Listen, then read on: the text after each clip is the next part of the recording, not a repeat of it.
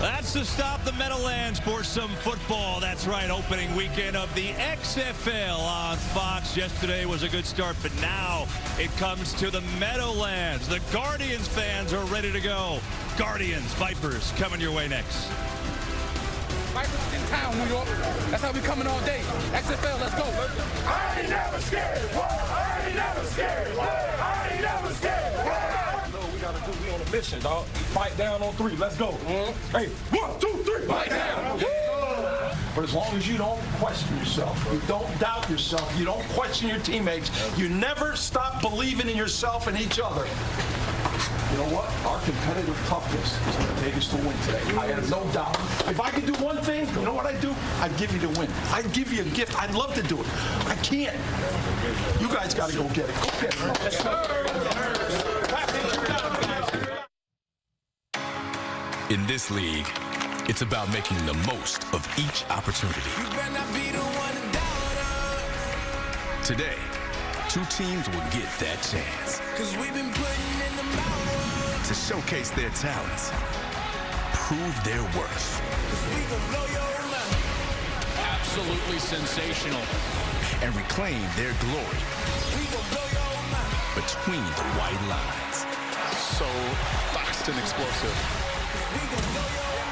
This is the XFL. Oh, my goodness! Tampa Bay Vipers, New York Guardians. Next on Fox.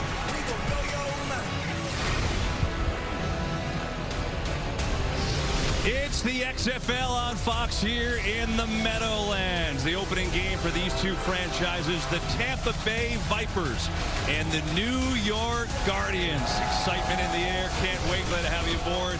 Here in the broadcast booth, here's my partner, 3-time Pro Bowl tight end Greg Olson, and I'm Kevin Burkhardt. So it's the opening weekend, a good start for the league yesterday, Greg, and just good feelings about this game and these players in it today. Yeah, I mean, there's one common theme to anybody you talk surrounding this league, and they just talk about what an opportunity this is. The players, the coaches, the executives, anybody associated with the league, they're so thankful for this opportunity to be a part of this game. The XFL has given them an incredible platform to continue to pursue this dream of theirs, and today's going to be a lot of fun. Yeah, we have some familiar names as well, and especially with local ties. You show out there in the beginning. Here, the New York Guardians, their head coach is a guy the Giants fans very familiar with, Kevin Gilbride. Matter of fact, last time he was a coach was here as the offensive coordinator for the Giants in 2013. Yeah, the one thing the XFL has done a great job of, they've gotten the process of hiring these head coaches.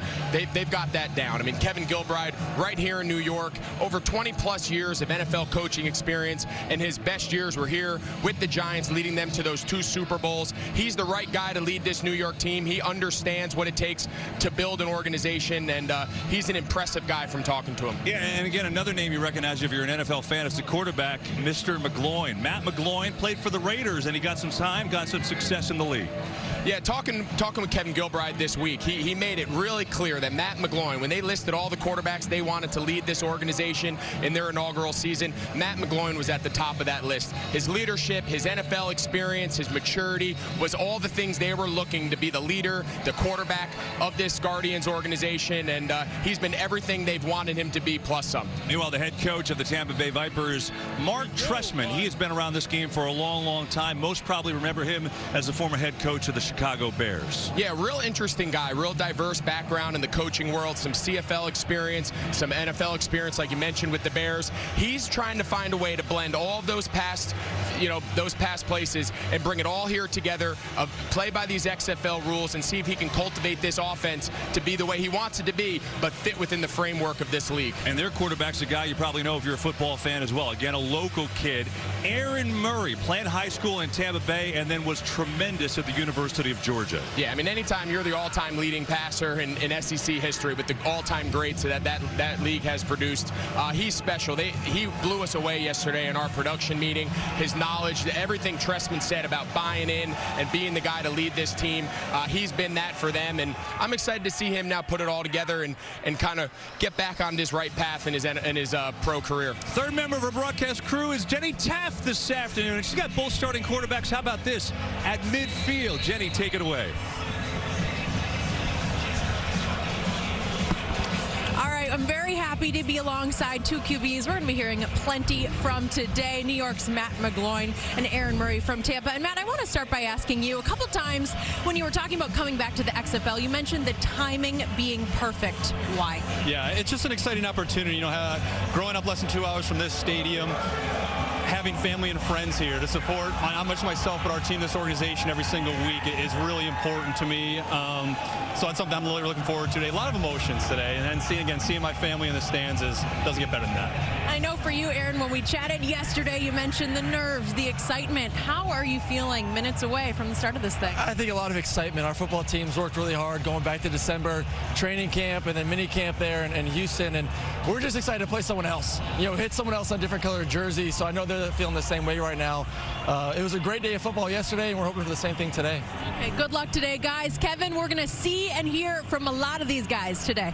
Yeah, I'm looking forward to that, Jenny. And that's one of the cool things about this league. The access we will have for you today is just sensational. And also the weather today is sensational. You normally here in the Northeast, you get February, you get cold and winds. 41 is not bad, mostly cloudy day and some winds, but it shouldn't be too much of a factor in today's game. How about the Vipers in this Week 1 matchup? They are favorites by 3.5 over the Guardians. Over-under for this game, 52.5, and those odds are provided today by Fox Bet.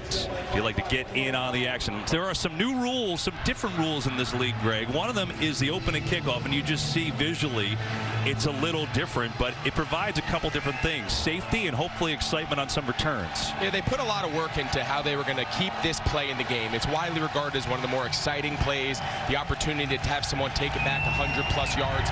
Other levels of football have kind of gotten away from it. The XFL, they wanted to keep this game while also keeping in mind the safety of the players, and they feel like this is a great. And how about this? Austin Duke got a big return early, all the way to midfield, and what a start for the Guardians. Love to see that. That's my guy. I told you, Kevin, coming in, that's my guy. Played with him a little while with the Panthers, local Charlotte kid, college teammate of my brother. What a great start for my guy, Austin Duke. And here is Matt McGloin. Well, you heard it. He told Jenny, you know, exciting for him. He's got some people here. He grew up just a couple hours away in Pennsylvania, a walk-on in Penn State, and then had a terrific career there. And again, played in the league, 7 career starts with the Oakland Raiders, and now here he is, the veteran of this group, and getting going with Tim Cook in the backfield on the RPO. They swing it and have a completion, and there's the tight end from Monmouth down the Jersey Shore, Jake Powell. I know, Greg, you're big on him today. 2 Jersey guys here in the booth, Kev, and we've been talking all week about Powell and Gilbride and McGloin. They just rave about his potential. You saw there, Kev, you know, Gilbride had the sense that he didn't really have a great background in the RPO. You mentioned you saw it there. You know, he brought in some guys to help call these plays, and he had the awareness to understand that maybe his style of play calling wouldn't translate to this up-tempo XFL style, and we saw it on the first play. Second down, McGloin faces some pressure and gets out in the flat, but a good tackle as Cook made the catch. But there is the hard-hitting safety, Robert Priester, on the hit. When we met with Glanville yesterday, he couldn't say enough good things about his safety group. He says, I got 6 safeties that can all play. 3 of them will be in the game at all time. And Priester was a guy that he really identified as somebody on that back end that could do a lot of different things for him. And so far, he's getting in the action.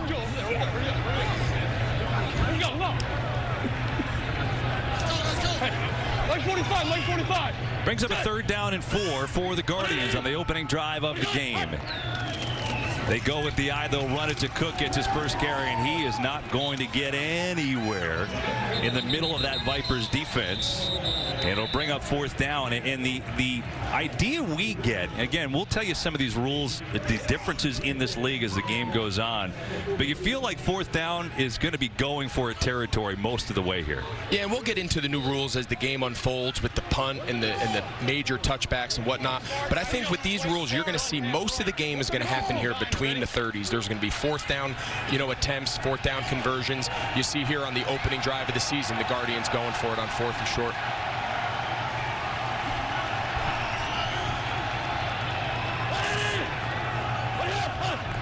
Here is McGloin. Blitz coming. Picked up. McGloin stands in. Fires. He's got a first down. It is Powell. The kid from Monmouth making his impact early, and I know my Pro Bowl tight end is excited about it. Hey, when all else fails, you need a big completion. You see here, you got Powell lined up here. He's literally just going to cross the safety's face. Big body, big target. McGloin's on time and hits him. Great job here. You see him setting him up with his leverage. He's going to cross face. It's a big body in the middle of the field. Critical first fourth down conversion of the season, and he's gotten off to a great start, our Jersey tight end.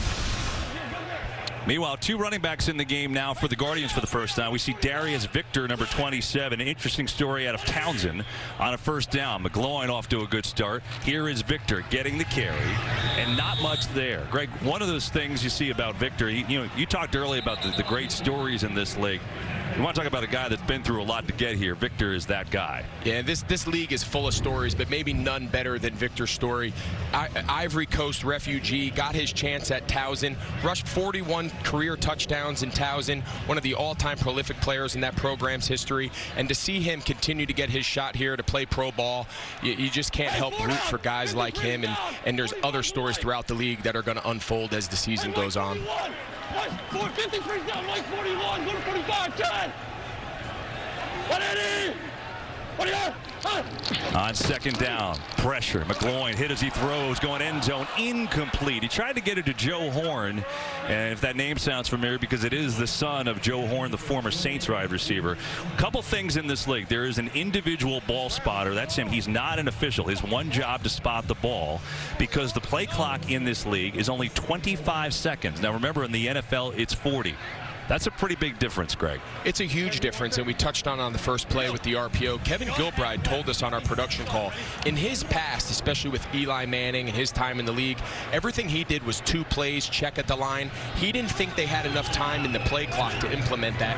Brought in some guys with some RPO, more college, fast, up-tempo experience, and you're kind of seeing that play out in this first drive. Third down, McGloin going near side, and it's caught. Beauty of a throw, and there is the first catch for Joe Horn, delivering, and it'll be a 1st and goal. Joe Horn was a guy that everybody talked about. The one concern with him is he was kind of late to camp.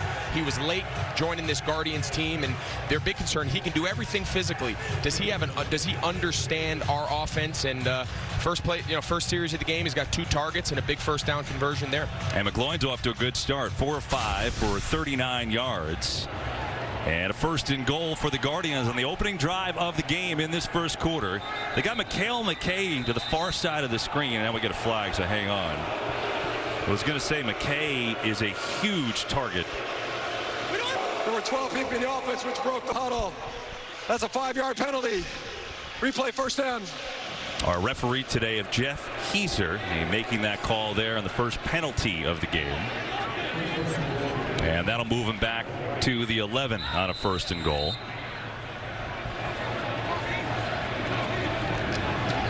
And so McGloin and company will try again. We're just going to point out Mikhail McKay, who is, they're really high on him, Greg. He missed most of their camp with an ankle injury. He's 6'5", 200 pounds, top of your screen, big target. And they like his ability. 1st and goal.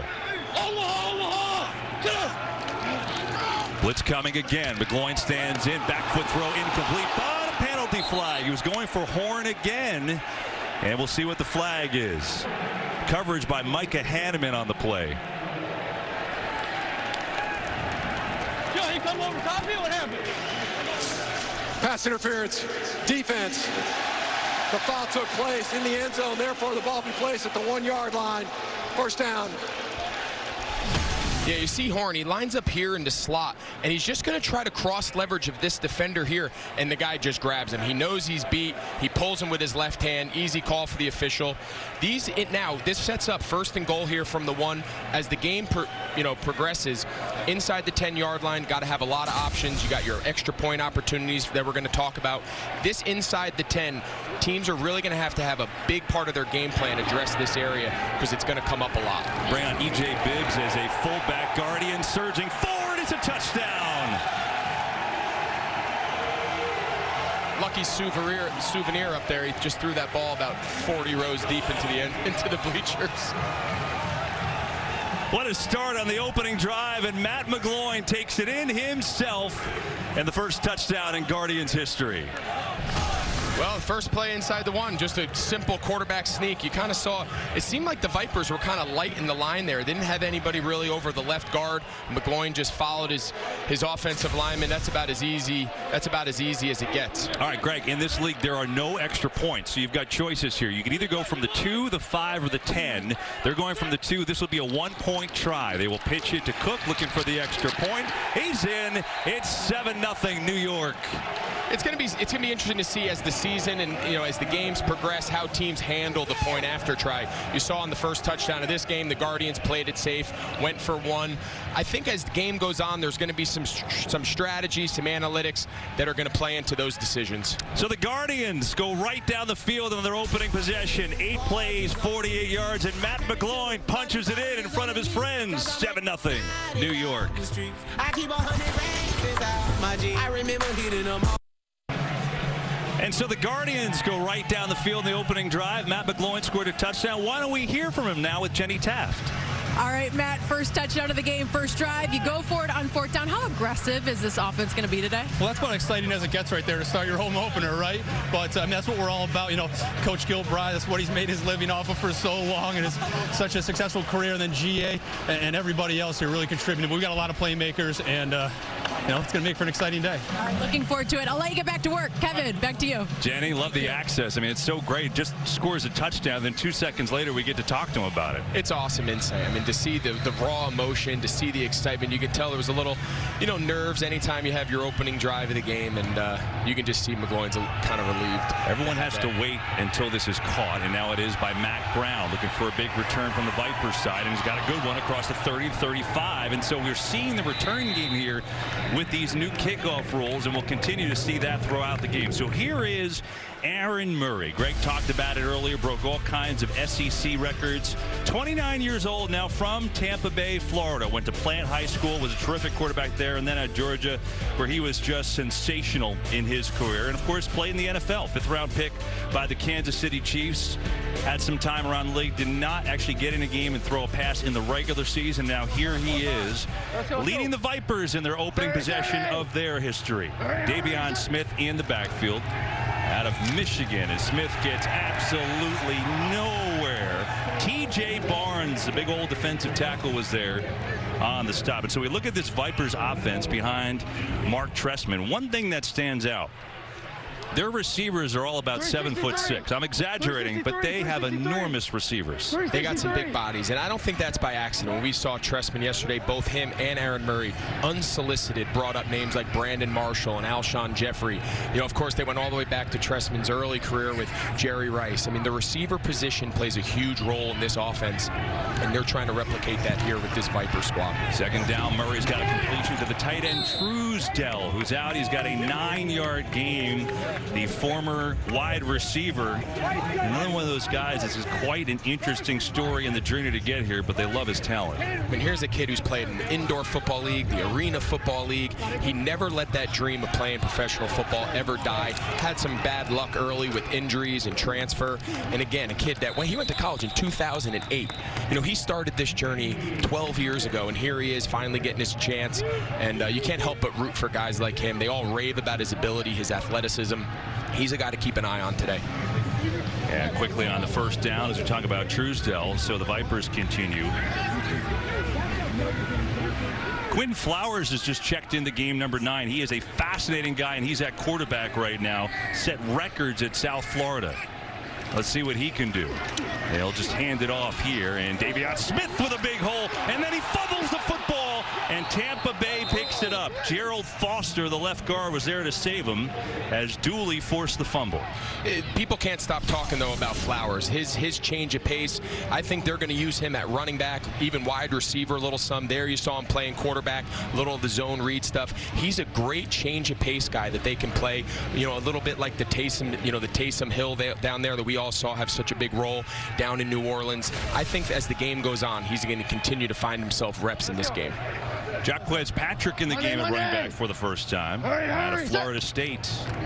As they fake it to him, Murray, pressure in his face, throws, he's got a completion. Daniel Williams, another one of those big wide receivers, hold on after the big hit. He's 6'2", 215 himself. It's going to be a hard play action. You're going to see Williams here on the left. He's just going to run what they call a short 8. He's going to hit his third outside step and just run a slant. The hard under center play action pulls the linebackers up. And Williams is a guy, every time you bring him up, he was the surprise of camp. He was the guy that nobody really anticipating having much of a role. He just forced his way into this offense with his work ethic, and he's a guy everybody raves about. Here's Tolliver makes the catch, and he's hit immediately by Bryce Jones, the cornerback. And he's going to lose 1.5 yards on that play. As we take a look at this defense led by Jim Herman for the Guardians, they've got some big guys inside. That's what Herman stressed. Barnes, Mbu, guys like that. Heaney's a former NFLer, played with the Raiders. Might remember that name at middle linebacker leading this team. Yeah, Herman, he raved about that inside core D-line group. He said they're all NFL-style players, NFL guys that he's used to coaching at the NFL level, and he couldn't say enough good things about that group when we met with him. Murray had his tight end Thompson in the flat, just missed him, and it'll bring up a 3rd down and long.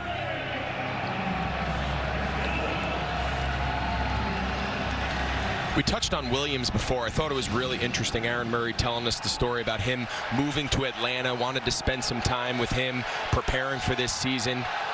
You know, you can't help but just love guys who just they've never left that dream. They've never stopped that chase. Great. These fans are fired up. Fired up. We got some crowd noise. We got some energy in here. Got a big 3rd down and 12 coming up. Looks like they're confused. Yeah, they're going to take a timeout. They couldn't get lined up. You saw Murray out at the top of the screen. Tampa Bay, their first timeout. Play clock was winding down on a 3rd and 12. First time out of the half. So Tampa Bay on the move, but it's the Guardians in front. 7-zip.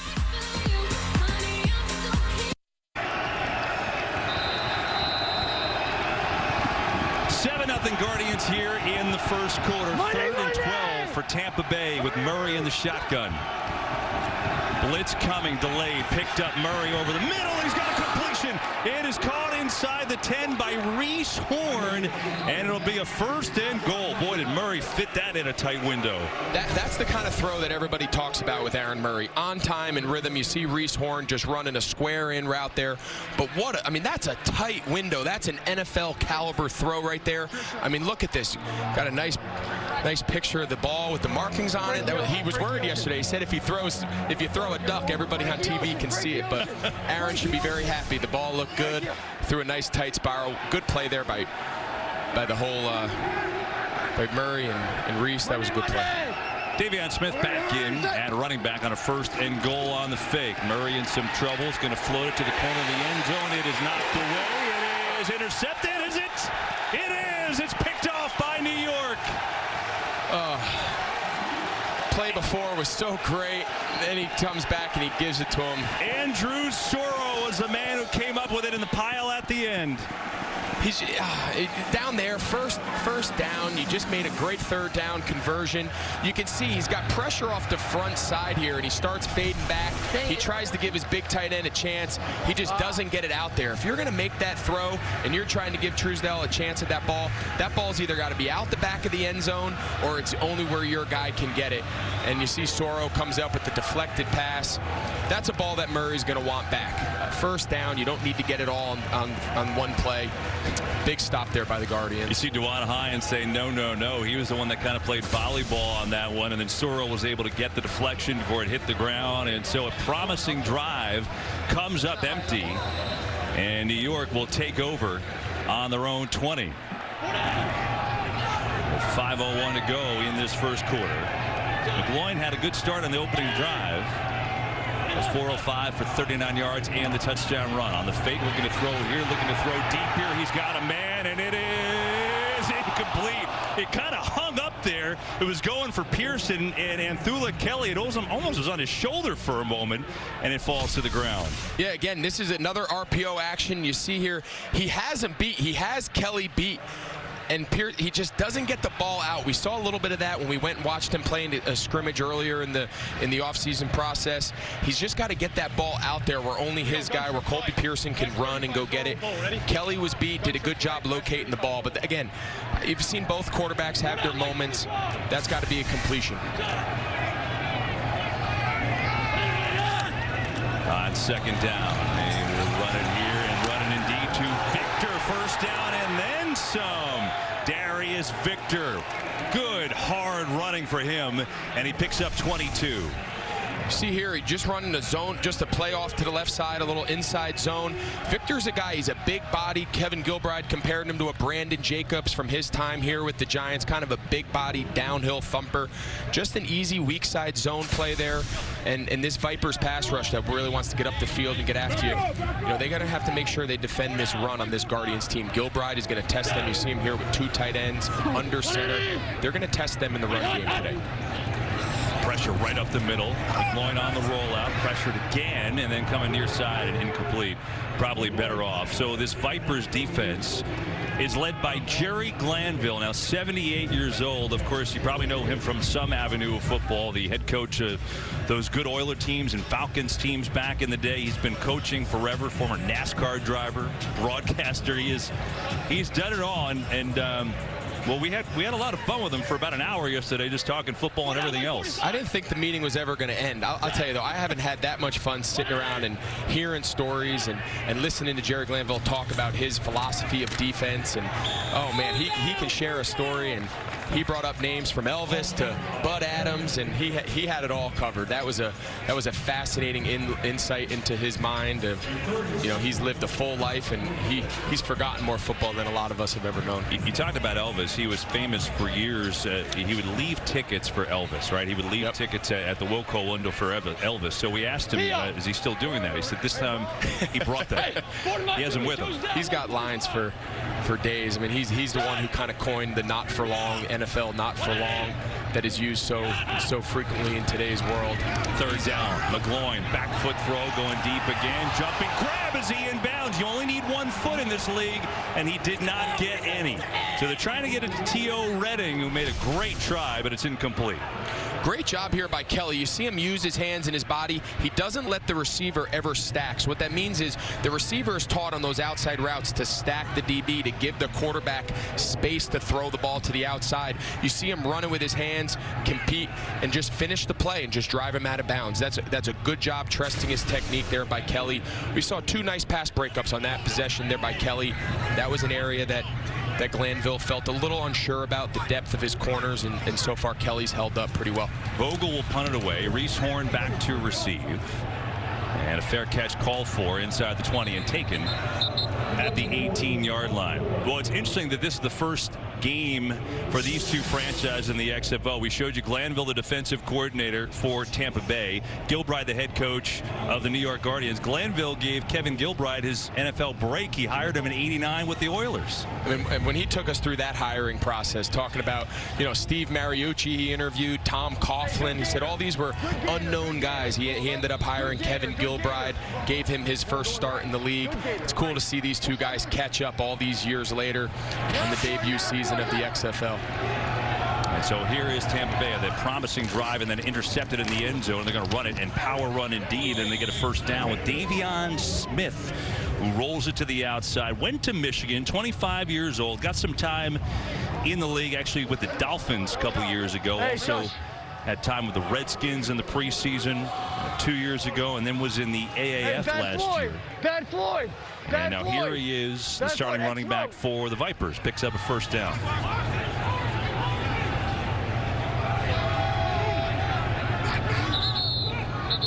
And we get a penalty flag.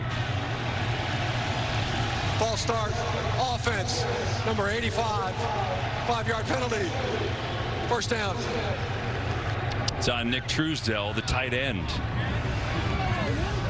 fascinating, Greg, in that these two teams they played a practice game where there was no tackling. They played a scrimmage against each other. But, coming into this week, there wasn't a ton of time for these teams to practice and rep. Not like you're used to in the NFL when you're getting together so early in the summer. And so it was interesting to see how these offenses would show today. Yeah, Jim Herman, the defensive coordinator of the Guardians, he said he went back as far back as watching Steve Young footage of Mark Trestman early in his career with the 49ers. Ball is popped loose. It's on the ground. Guardians say they have it.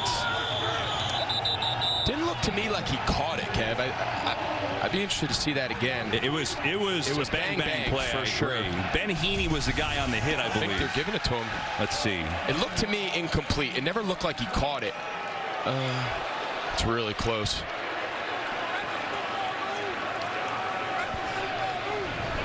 It's close. Well, this is, for the most part, the rule book of this league is based on the NFL. There are some changes and adaptations, some differences. In this, the one thing is in college, you have 1 foot in as a catch. Stop the game, stop the game, stop the game.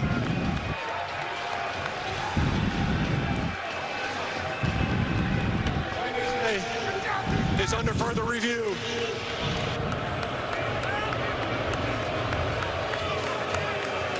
All right, so Robert Liu is our replay official. One of the all-access points is we can listen in. Let's do it. On the field is a completed catch and a fumble. Okay. Is that your ruling? Is that the ruling on the field? The ruling on the field is a completed catch, fumbled by the receivers. New York picked up the fumble, recovered in advance. First down, New York. Okay. We have a good view here. When he landed on the ground, he only had 1 foot down. The ball was jarred loose, so it's going to be an incomplete pass. We're going to change it to an incomplete pass. So give me down and distance on the previous play. Okay. Give me 1 second. Should be second and 15, right? 25-yard line. Should be second and 15, correct? Second and 15. All right. Okay. I will make the announcement. And the clock. Hold on.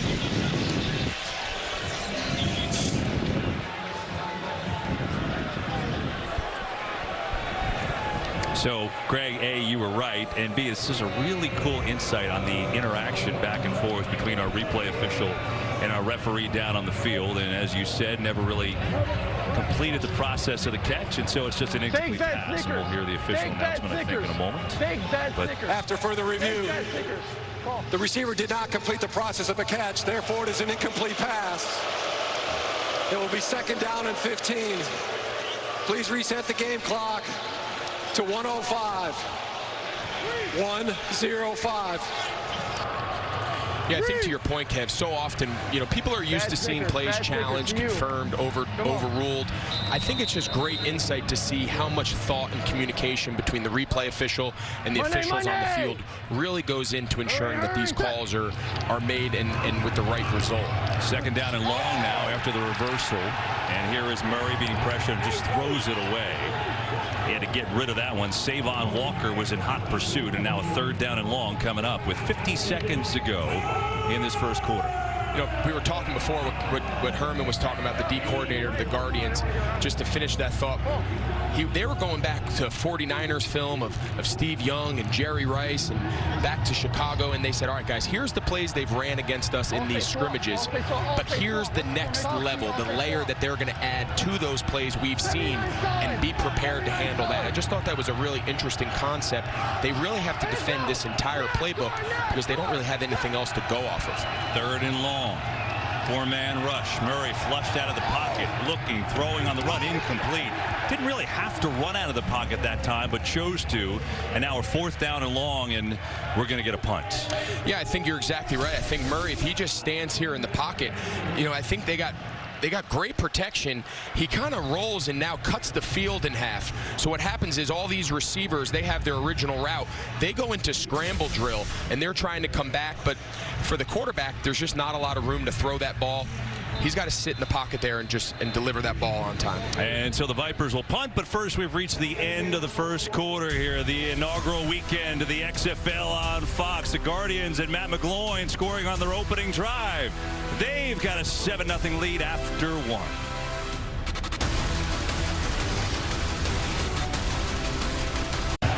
It's the XFL on Fox opening weekend. Glad you're with us. Along with Jenny Taft, Greg Olson, I'm Kevin Burkhardt, our entire XFL on Fox crew. And a good start. The New York Guardians have a 7-0 lead over the Tampa Bay Vipers. Tampa Bay in green, and they will punt it away now on a 4th and long.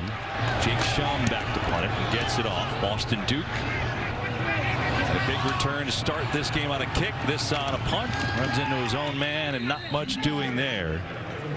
And why don't we take a look now, some of that all-access. Cornerback Jamar Summers for the Guardians mic'd up. Let's go! Turn me up! Turn me up! Hey, who got 2? Who was supposed to have 2 on that last one? I see you pointing me out. Don't come out here. Don't come out here. I think you about to pull? I see you pointing me out, man. I'm a $190, baby. He doesn't want any part of that pull block.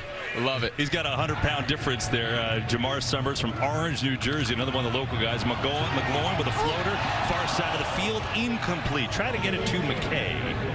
And pretty good coverage there by Anthula Kelly, who's played a nice game so far. That's his 3rd pass breakup. They've come out and they've made it a point to challenge Kelly out there. The last possession, he had 2 nice plays, and there you see him there against McKay, holding up well. They got to get McKay going. He's a guy they've talked about. He's super talented, coming off that injury. They got to find a way to get the ball in his hands and get him rolling a little bit here. So both quarterbacks started out pretty well, but both are slumping now. McGloin and Murray both one of their last 6 throwing the football. Throw it again. 4-man rush, some pressure, steps away, going deep. He's got a man, McKay. He's diving inside the 15. There's your guy, Greg Olson. What a beauty of a play. And the bomb goes for 45. Well, there you go. I mean, you see McKay. He's their most talented guy on the outside. And here he just gets on top of the corner. You see him. He runs right by Lewis.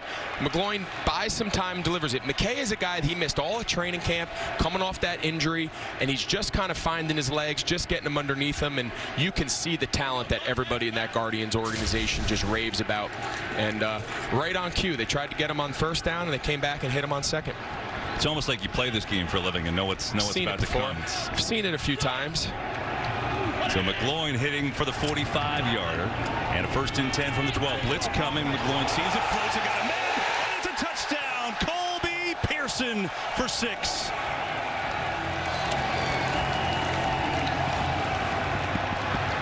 Great job by McGloin here.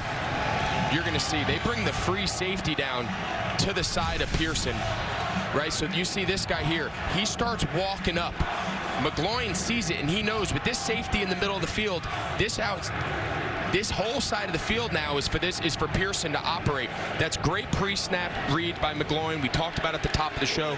His experience, his leadership, his ability to see things, all played off there. One simple pre-snap read allowed him to identify the one-on-one coverage, and Pearson ran a great route. And they will go from the 2-yard line, which is a 1-point attempt. There are no extra points in this league. They just handed it off right up the gut, flying into the air for the extra point conversion is Tim Cook, and it's 14-zip New York.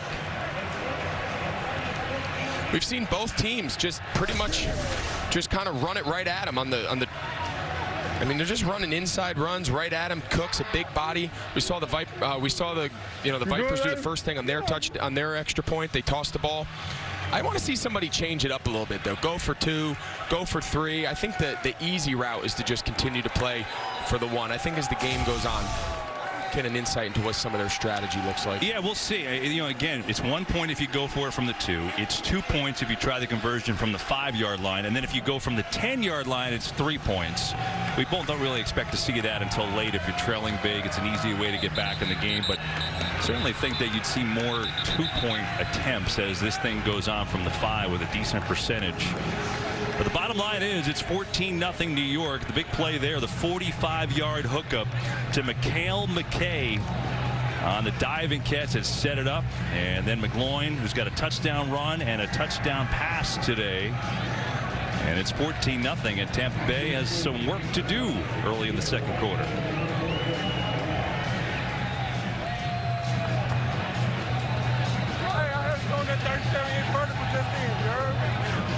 And we'll get the kickoff again. You have to get it inside the 20, but you don't want to kick it out of bounds. You don't want to kick it short of the 20 or into the end zone. You get penalized for all of that. So this time, executed beautifully. Matt Brown is out to the 25. Let's go down to Jenny Taft. All right, Mikhail, it started with you, and I know you missed preseason with an injury. So to get back out here, make that catch for Matt, how good did it feel? Oh, it felt amazing. First of all, giving honor to God. He the ones got me here, so I'm here to make plays, and that's what we're going to do. You started it, and this guy finished it. Colby, that one was all about you. Just take me through exactly what you saw in that play and getting it done, the execution. Yeah, it was a double move play, so I knew I had a little time to be patient, and I was fortunately able to beat him back to the outside, and Matt put a good ball on me. Good start for you guys. Well done. We'll chat soon. Thank you. Kevin? Jenny, thanks. Love it. Shelton Lewis on that double move as the cornerback who fell down, so it was a good one as Pearson was able to score it from 12 yards out. Here is Murray stepping up in the pocket. Got a man wide open. It's caught by Tolliver with room to run into Guardians territory. And Jalen Tolliver all the way down to the 31-yard line. He was open by a mile. So this all starts with the protection. You're going to see here, Williams is going to take the top off the defense, and Tolliver's just going to come and replace that layer in the zone. Just a two-man concept, super basic, but it only works if you got great protection. They kept both tight ends in and just put layers into the defense, and Tolliver's wide open. Good first down play there for Murray to try to get on track here and try to get a score. And a gain of 44. Go for switch, go for switch, go for switch. Monday, Monday! Here is Murray. Has time. Rolls away. Looking, throwing late and incomplete. Thought he had a shot there at Tolliver again. They had the three receivers down to the bottom. I'm not sure if he just didn't feel comfortable letting it go or if he didn't see him. Thought he had a shot there for another big play to Tolliver. So Tolliver, you see him here. He's the inside third receiver. I don't know if he didn't like the timing of it, but you see him when he comes out, when he's sick and reacts. Right there. He's got a chance here to put that ball on. That's a throw that Aaron Murray can make. Wasn't the original route concept, kind of a little more of a scramble drill. We've seen Murray now break contain a few times. He's just got to trust himself and put the ball on. Murray gets it out into the flat. It's caught by Patrick, and there is not much room to run. Patrick stopped by Ben Heaney, the former Oakland Raider. It'll be a third down and long. Tampa Bay's found themselves in these third and long situations a couple times already today, although they are 2 of 3 on third down. I think this is one of those spots Trestman's got to consider this 4-down territory here, right? He doesn't have to get all this on third down. I think realize you got 2 downs here to get 11 yards. This part of the field, down 2 scores. It's only a 4-man rush. Throw is incomplete. Not sure who that was to. There was a couple receivers in the area. Truesdell was there. Tolliver was there. Now a 4th and long. And looks like they will send out a field goal unit. So even though there are no extra point attempts from a kicker, you can kick field goals in this league, and that's what they will try with Andrew Franks, who actually kicked for the Dolphins in 2015 and 2016. This will be a 50-yard field goal attempt to get the Vipers on the board.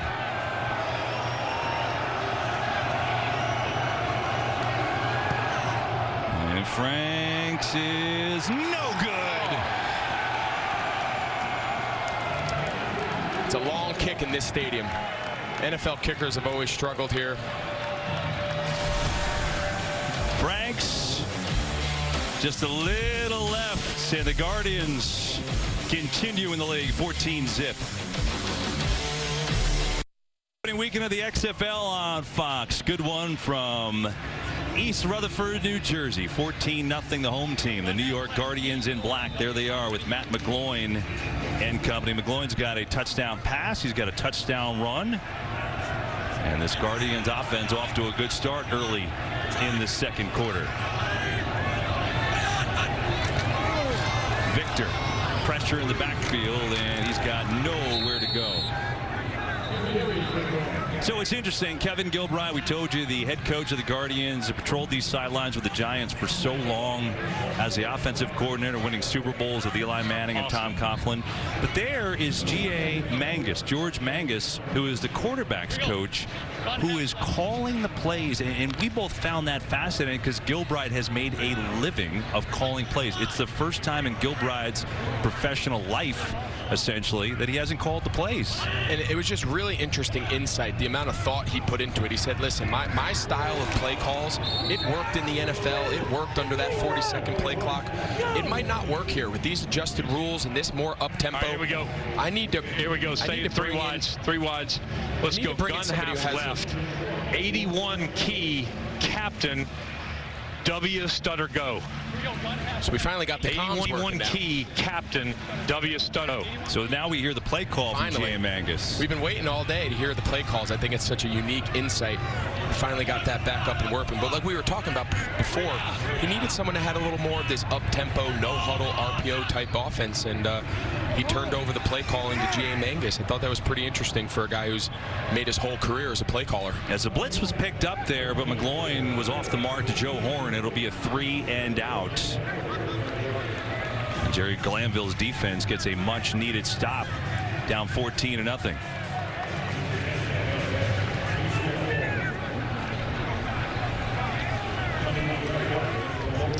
And we'll continue to listen in when we can on some of those play calls, take you inside the game here on the XFL on Fox. It's a cool thing. And now the punt by Vogel. Here's Horn, fair catch. Back at the 12, where we will take a break. 9:25 to go in this first half. The Guardians in control early. It's 14-0. Guardians lead the Vipers here week 1, the XFL on Fox, and Guardians head coach Kevin Gilbride now joins us on the headset. Kevin, it's Kevin and Greg upstairs, and I'm just curious your take on Matt McGloin running this offense. What do you like so far? Well, I think he's done a great job. He's seen where the pressures are coming from. I think he's identified where those things are, directed our protection the way it needs to be. He's made some terrific throws. We just had a little miscommunication on that last one. We were trying to run a hook route to Joe Horn, but other than that, I think he's really done a terrific job. Hey, Coach, this is Greg. You mentioned that you weren't sure you're going to be able to keep your mouth shut when it came to calling plays. How's that transition been here a little over a quarter? Let's just say I'm making a lot of suggestions. But I'm trying to do it at the appropriate time. All right. All right, Kevin, appreciate. Go back to coaching. We'll see you later. Thanks, guys. Kevin Gilbride, very kind head coach in the middle of a game to throw on a headset. Meanwhile, his defense makes a play there, Greg. It's Joey Mbu comes in and will take the sack. And it'll be a second down and long. I love that, right? We were talking about maybe he hasn't totally given away the play calls. You can't change him. He's made his whole career as a play caller. He's in G.A. Mangus's ear this entire game. He's not fooling anybody. He fooled us temporarily anyway. Daniel Williams has a catch. And he's on his feet out near the 20. See where they put it out of bounds. Right at the 21. So it'll be a third down and short coming up. Aaron Murray just trying to get in a little groove. He's faced some pressure here today. 7 of 14 for 94 yards. And remember the interception in the end zone after a really nice drive. 55 XX. Murray's got to find a way here to just get in a little rhythm, convert. You see there's a lot of trying to get this play called here. Oh, hey, 67. Everybody's looking 67. around. Sure what they're doing. There we go. Remember, with that 25-second play clock, things escalate quickly. Play clock at 10, plenty of time. 3rd and 2. Pressure up the middle. Murray fires, got a completion. It's Williams. First down, out across the 30. And they go with the quick hitter that time, and it worked to move the chains. Yeah, and this is about as simple as it gets here. It's just a 3-man concept. They're going to run a guy to the flat, and they just brought Williams in on just what they call a snag route. He comes in. He's got a lot of really good talented players around him. Their skill, they kept 9 wide receivers, which is kind of unheard of. They feel really strongly that they got a rotation of wideouts that they can put in there at any position and really get after guys. That's a position on this team they feel is a strength. Davion Smith out across the 35. Well, I guess you keep 9 wide receivers. It's like playing the odds. Like you figure a couple of them are going to. Somebody will be able to play, right? Going to work out, right?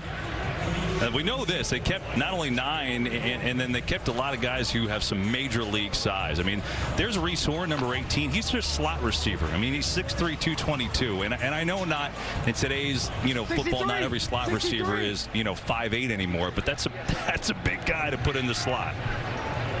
He's got a great group. I mean, he couldn't say enough good things about the group of guys around him at the receiver and tight end positions. Murray, blitz picked up, throw a little behind, but he's got a completion. That was a great catch by the aforementioned Horn for a first down. This was the same play we saw him hit on the drive prior to the pick. Horn's here off the screen to the left, and he's just going to cross the safety's face. We talked about it earlier. In the first quarter, he ran the same route. That seems to be a play that him and Murray are comfortable with. They got to keep finding those rhythm passes, get the ball out of his hand on time, and again, use these receivers that he has that are so talented. Monday! Murray on the pump, has time, going deep, going for Tolliver, but he was well covered by Jamar Summers. Remember, we heard from him earlier in the game. He was mic'd up, and he was all over that play. Interesting when we're talking about play calling from the Guardians side. One of the innovations, the differences in this league is that not only is the quarterback have the mic in the helmet, the skill players have a mic in their helmet. So the communication is very different. Tell us, if you're out in the field, how does it affect you as a tight end, not having to listen to the quarterback for the play necessarily? It's huge. Outside of the offensive line, the quarterback really doesn't have to signal or say much to the skill players. They're all getting the same feed that he is, which is not typical in the other leagues, especially the NFL. And it allows you to get lined up. It allows you to get into your position and get your split. I think it's a great innovation. Again, this play clock being so sped up, it allows these teams. You haven't seen either team really get into a huddle, and a big part of that is because of the feed going right into their helmet of all the players, not just the quarterback. 66. Now, the offensive linemen don't have the radio in their helmet, so there still has to be some communication there.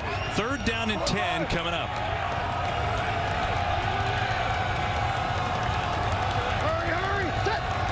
Murray, blitz coming. Murray gets decked, unleashes, and it's dropped. He had it right in the numbers for Williams as he got decked, but it's incomplete. I mean, I'll tell you what, Murray hasn't been perfect. He's had the pick, but that right there, he did everything he could. Ben Healy, you see him, he comes here. He puts his helmet right in his chin. He throws that ball on time. Williams just has to catch the ball. He threw it on time, a little comeback route. He's got plenty of distance for the first down. He's just got to catch the ball.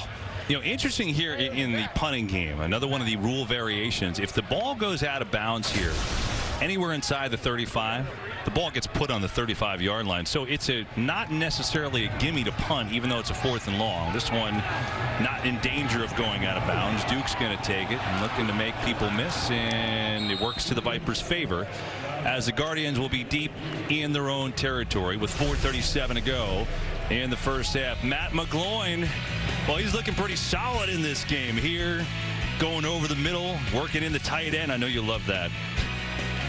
And then McGloin standing and delivering a ball in a tight window to Joe Horn. How about the quarterback sneak doing it himself to get the Guardians on the board? He fired in a souvenir. And then how about a little floater on a double move?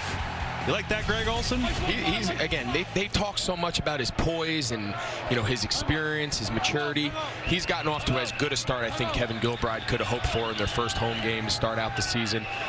And as we say that, there's confusion on the field, and they had to waste the timeout right on cue. Yeah, so the Guardians call their first timeout. If you notice on our little score bug there is only 2 timeouts per team per half. So that is a little different than we're used to. One thing of note, we listened into the replay official before and heard that conversation. The replay official has a chance to call down and stop the play to look at any play, but a coach cannot initiate a review. So again, little subtleties, 2 timeouts each, and now they're down to 1 timeout each remaining in this first half.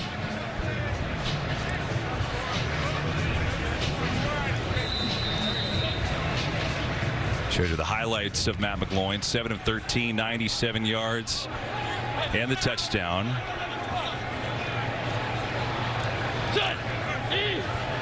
And here they go from their own 15. High snap.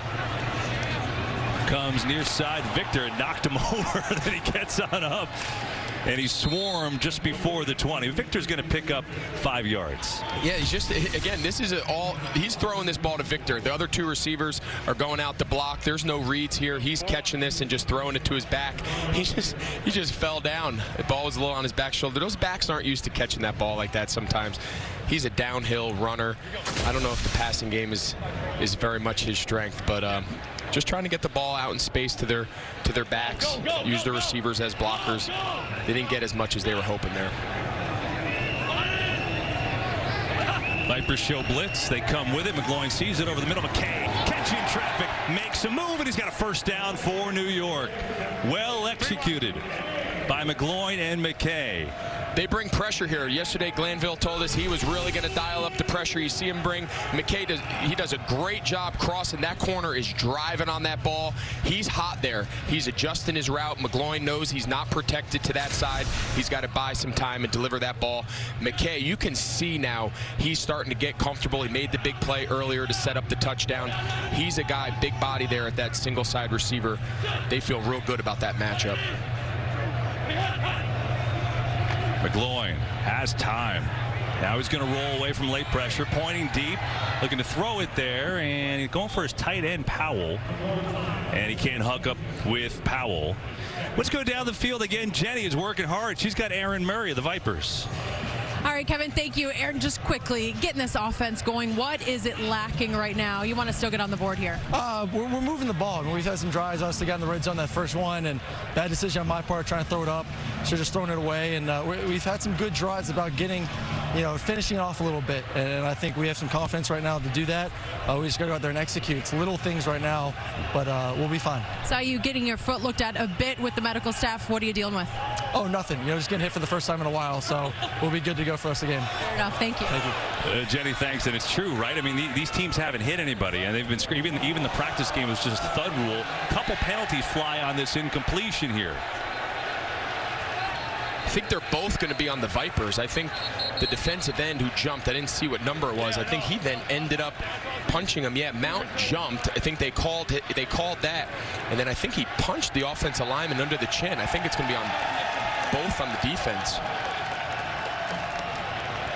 Going to sort that out here. Dead ball foul. Okay. No, we got to combine them both. So I'm going to have 53 defense and 97 points. Do you want him gone? Okay. 2 fouls on the play. 2 fouls on the play.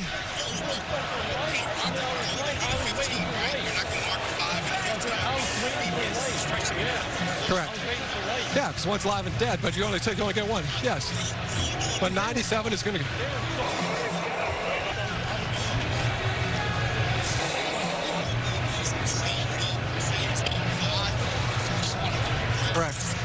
Correct. 97's gone. 97 is going to go. There are 2 fouls on the play. Offsides. Defense number 53. By rule, that penalty's declined. After the play was over, personal foul. 97 defense for throwing a punch. He has been disqualified. 15-yard penalty. Automatic first down. So Ricky Walker, the 23-year-old out of Virginia Tech, has been ejected for throwing a punch. Let's see if we can see. Oh, that's pretty easy to see. That's pretty clean there. I'm not sure what he was thinking. The play is long over. That's Ian Silberman, the starting center for the Guardians. So former teammate of mine in Carolina. There you go. Ian Silberman just took one for the team, literally. And so the Vipers lose a defensive lineman. Josh Banks will come in for him now in the middle, and a 1st and 10 for New York with 2:25 to go in this first half. They've got a timeout in their arsenal. McGloin gets it to the tight end Powell, who breaks a tackle. Jake Powell making people miss. Gutting through the tackle, gets it out to midfield. He's got a gain of 6. Glanville, he told us yesterday they're not afraid to drive these routes, but the part he's got to, that these defenders have to understand is driving it's one thing. You got to make the tackle. That's a big body tight end there. Most of the time you see those DBs go low, cut his legs out. Powell was able to bunt. I think he got a little dinged up. He didn't come back on the field. He's getting some medical treatment there on the side. might have taken a fastball to the ribs there. Yeah, they're going to check him out. And while they do, we have hit the 2-minute warning here from East Rutherford, New Jersey. The Guardians XFL opening weekend on Fox. They're up 14. They're looking for more on the move. Back after this.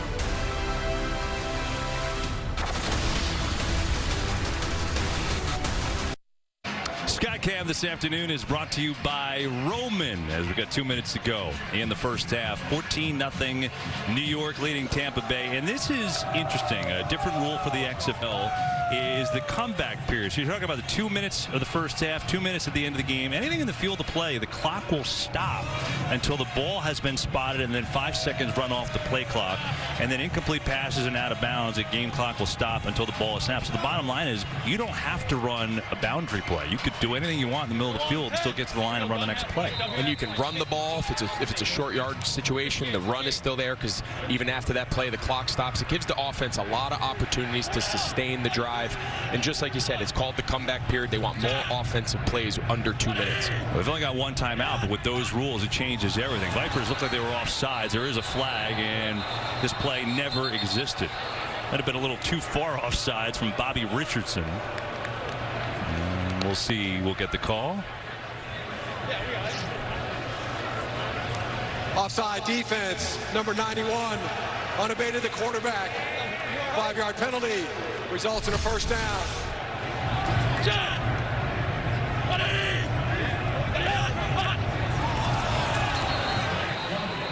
Yeah, we've seen the Vipers do this a few times. It's almost like they think they have a beat on the cadence, but they're just a little off. They're not timing it exactly right. You saw McGloin arguing with the official after it.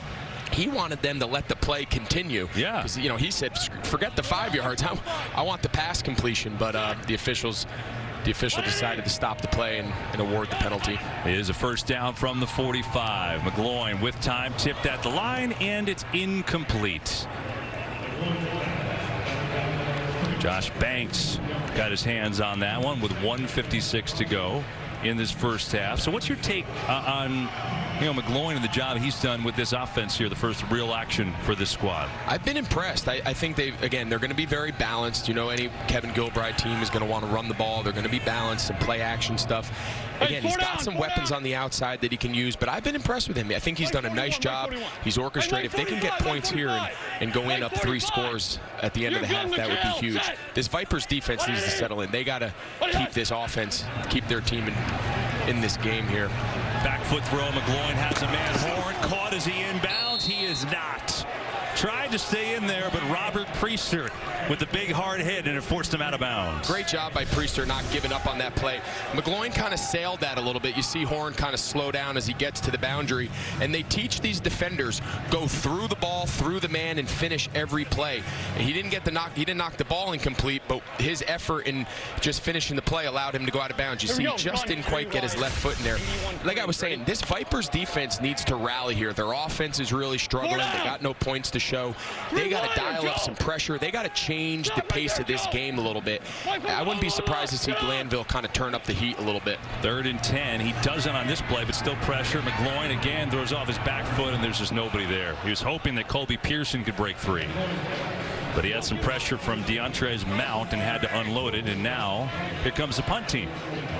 And so as you requested, the Vipers defense did their job. They needed to. They got to give this offense a chance. This Trestman offense. This is not what Trestman is known for. He's an offensive mind. He's labeled as a guru. Been great in the NFL, the CFL.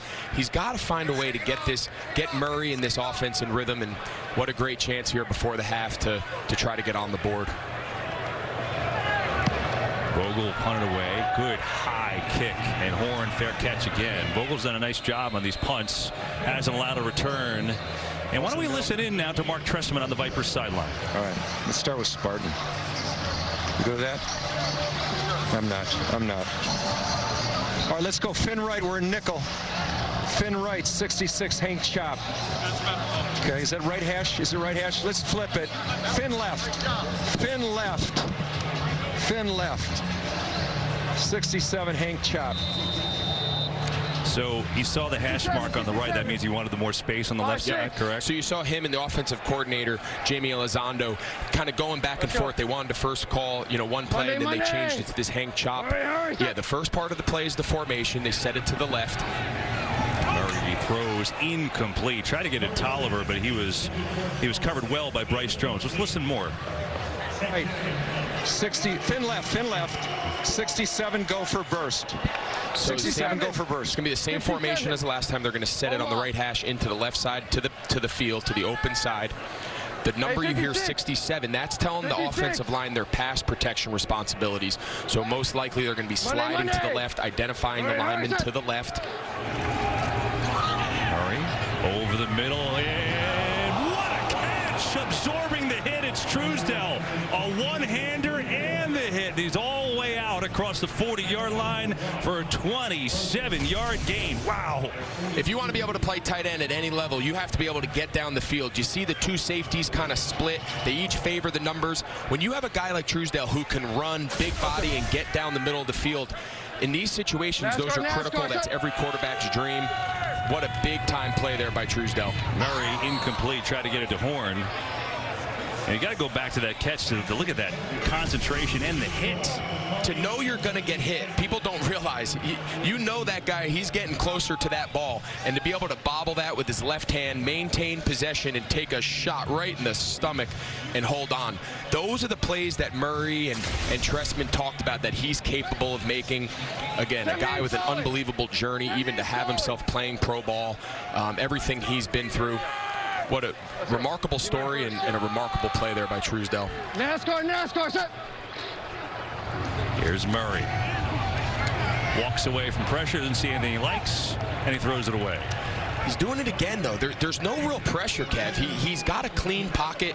His receivers are trying to work downfield. But when you start rolling out and break and contain, not only does that throw off the rhythm of your passing game, it puts your offensive lineman in a really tough spot because they're protecting you for being at that X, and now all of a sudden you're running off your spot. This will be a third down, 1:05 to go in the half. Murray, pressure this time, and down he goes. The Guardians get home for the sack. It's Ryan Mueller who got there first. And Savon Walker with a little bit of help as well. And now a timeout on the field. Damn, he got under it. So Ryan Mueller from Morristown, New Jersey, who was actually the Big 12 Defensive Lineman of the Year back in 2013. There were 12 players on the defense. That results in a 5-yard penalty. That's why no one was open. Third down. And all that nice work by Ryan Mueller, his family in Morristown feeling great. And it got taken right away like that, Greg. They were trying to call timeout. You saw the entire secondary was signaling timeout. They didn't get it in time. They knew they weren't lined up. They knew they had too many guys on the field, and ended up killing them. Instead of getting off the field, they're giving the Vipers another shot. Yeah, big penalty. Makes it a third down and 5 now. The drive will continue. NASCAR, set. Murray over the middle. What another great catch and a flag on the hit. Williams hauled it in, and Soro, who had the interception earlier, actually that's Horn, Reese Horn, and Williams with the hit and likely the penalty flag. So a couple penalties in this Vipers drive continues. This is a staple Mark Trestman West Coast play. The tight end's going to run. He's going to pull the Mike linebacker out, and that slot receiver's got to cross face. Defense, number 30. Unnecessary roughness. 15-yard penalty added to the end of the completion. First down. I don't know. That looked like a pretty good hit to me. It looked like Soro came up and delivered a blow with his shoulder to his side. Let's see. You're going to see here Reese Horn cross face. I don't know. That looked like a pretty good hit. It's a huge penalty, though. It's a big one, right? I mean, visually, it's visually because of how hard it was and the head snap back. Yeah, in live action, it always looks better. It always looks worse. I know I'm an offensive player, but it's hard playing defense anymore. Murray tipped. He's intercepted. Guardians stop another drive with a pick. It's Bryce Jones who's got it. Hendy got the tip. Jones the pick, the second interception of the game for New York. Hendy did a great job. He dropped right under that. He's probably mad he didn't get to go take his picture in the the end zone. He should have had the pick, but Jones, he picks off the deflection. Murray just didn't see him. Hendy, he really baited him into that throw. That's a ball. The second it came out of his hand, he wished he had it back. You see him try to throw it right up the seam here. The linebacker doesn't, 33, Hendy does a great job just kind of dropping right under that. The second that ball came out of his hand, he's lucky it wasn't picked twice. And so now the Guardians with 31 seconds to go in the half. Remember, the clock stops on balls in play in this comeback period. And 2 interceptions on the day have really helped this effort. McGloin in trouble, throws it over the middle. He's got Victor, bounces off 1 tackle, and then gets whacked a couple more times out across the 35 to the 37. Clock will stop until they spot it, and then 5 seconds run off the play clock. So when it gets to 20. Yeah, so those are plays typically you would tell your quarterback with no timeouts, just ground it, throw it into the dirt. It's not worth getting 5 yards. But with them stopping the clock, you really have an option to make the most out of every play. 3-man rush, still pressure from Whitlock on McGloin, who floats it deep. He's got a man wide open, and it's caught. Pearson's got it into Vipers territory, down near the 30. Timeout called 5 seconds ago in the half. Wow. 32 yards on the hookup. This got to be just a busted coverage. Oh, exactly. So the corner, he's sitting and driving. Glanville told us yesterday, right, Kev? Everything they do is combo coverage. You run a 2-man route, we're going to sit and we're going to drive. Well, the corner drove. He drove the tight end, Powell, and there's nobody guarding Pearson up the sideline. That's just mixed communications. When we heard that from Glanville yesterday, we were a little surprised he was trying to put in such complex defensive coverage in such a short period of time with a lot of inexperienced players, and you saw it kind of catch him there. Yeah, they've had the deep ball today, Greg. It's been a factor, right? I mean, 32 yards on the play there. We saw the 45-yarder to Mikhail McKay earlier, and now with the 1 timeout, they called it, and they will have a field goal opportunity, try and make it a 17-0 game with 5 seconds left in the half. Matthew McCrane is their kicker, formerly Kansas State, kicked in the league for Oakland, Arizona, and Pittsburgh, all in the same year of 2018 in the NFL. His long there was 47 yards. See his numbers at Kansas State. His career long at college was 54 yards. It's certainly within his range. This would be a 49-yard field goal for the Guardians. Vogel is the man to hold. And now we get a whistle. The timeout. This kick is not going to count. And the Vipers call the timeout. The old kick, charge timeout. Tampa Bay. Do we still ice the kicker? I guess we do. I didn't know that was still a thing. 30-second timeout. But it is here. Still a thing. Still a thing. And so we'll try to do it again and take that moment to remind you that more football is coming next weekend. The New York Guardians take on Cardale Jones and the D.C. Defenders Saturday at 2 Eastern on ABC. And then on Fox, these Tampa Bay Vipers head to Seattle to face Keenan Reynolds and the Dragons at 5 Eastern. Keenan Reynolds, remember that great quarterback in Navy, played for the Seahawks this year as a wideout, and now quarterbacking Seattle's franchise. That'll be fun. It's the opening weekend of the XFL. It's been a good start, and a good start for the home team and the Guardians. Again, we'll try the 49-yard field goal from Matthew McCrane. Hold is down, kick is up, and it is right down Broadway. 17-0 New York at the half. And the first field goal try by Matthew McCrane is right down the middle. And a great half for the Guardians. How's he feeling about it? I'd say pretty good. Matthew McGloin with a nice first half. He's got a touchdown pass, a touchdown run, 154 yards passing, and a finger in the air because it's 17-0. Guardians. Down to the sidelines we go again with Jenny Taft. And Bryce Jones and Andrew Zorro, the difference makers in that half. Now take me through the interception and the celebration and how good it felt to be back out here. The safety made a great play. AJ made a great play on the ball. We always say, like they say, tips and overdose, you got to get them. I was just having to be in the right place at the right time. Coach said when we get one, he wants the whole team to celebrate. So we've been doing this together for a couple months. And, so we got down there, we celebrate together. And that was a great rep by that kid, too. That was a great rep by that kid. What is working so well for this defense right now, Andrew? Right now, I think it's just the energy. We came out high intensity, great energy, great crowd. We just feeding up the crowd right now. The coach is making some great calls. We just executing the calls that he's making right now. What a half for you guys. Well done. Let's have some more fun in the second, right? Yeah, okay, see you guys out there. Kevin? Jenny, appreciate that. Great stuff from the guys in this defense for the Guardians, doing a job. On their way to a 17-0 first half lead, and so the XFL debut in New York.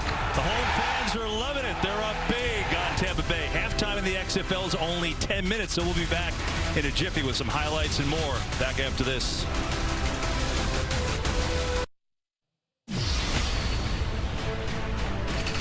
Have to fight from the beginning to the end of this game. 1, 2, 3, right now. Guardians surging forward. It's a touchdown. What a start on the opening drive, and Matt McGloin takes it in himself. It is. It's picked off by New York. You see Dewan High and say, no, no, no. We have a good view here. When he landed on the ground, he only had 1 foot down. The ball was jarred loose, so it's going to be an incomplete pass. It's a touchdown. Colby Pearson.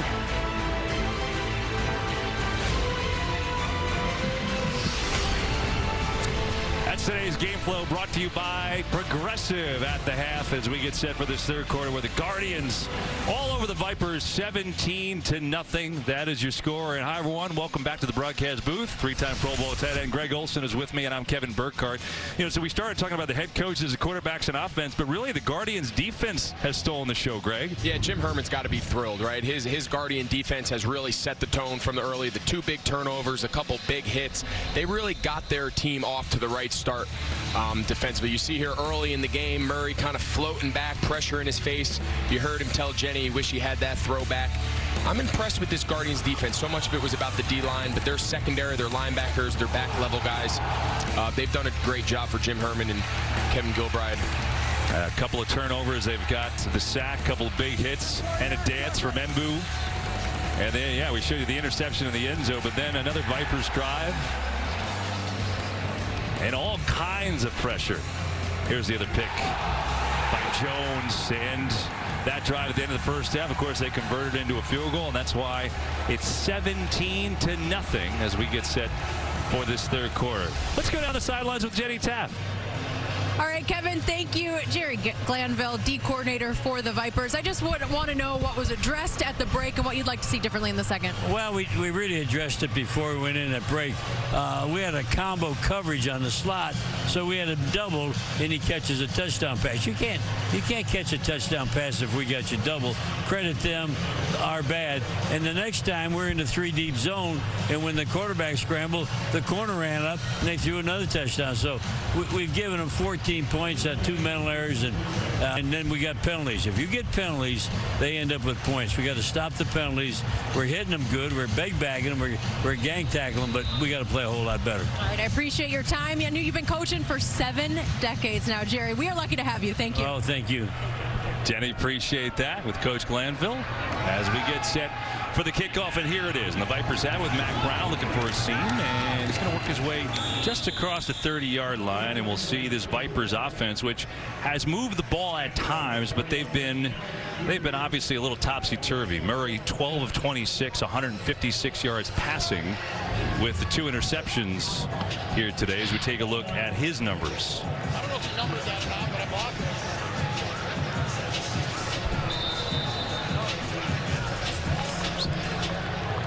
And there you go. We only saw Quinn Flowers 1 time in the first half. Thought maybe we'd see him more, and maybe we do here in this second half. Give a little spark on the handoff. It is Smith.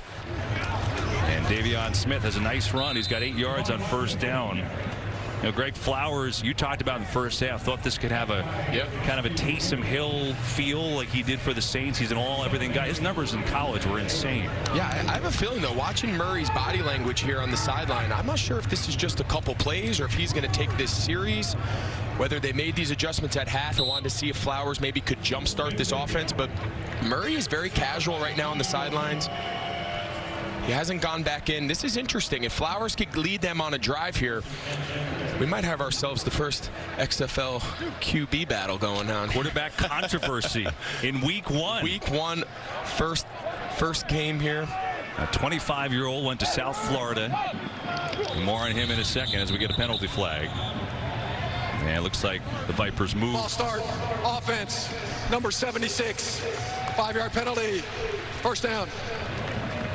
And so Murray, you see, he's kind of He's kind of lingering behind Mark Trestman, but I think you're right. At least right now, I don't think he's getting back in the game. This doesn't look like a package, right? Earlier in the game, he came out for the one play in the beginning of the game, and he was itching. The second the play was over, he ran right back out. He knew it was just one play.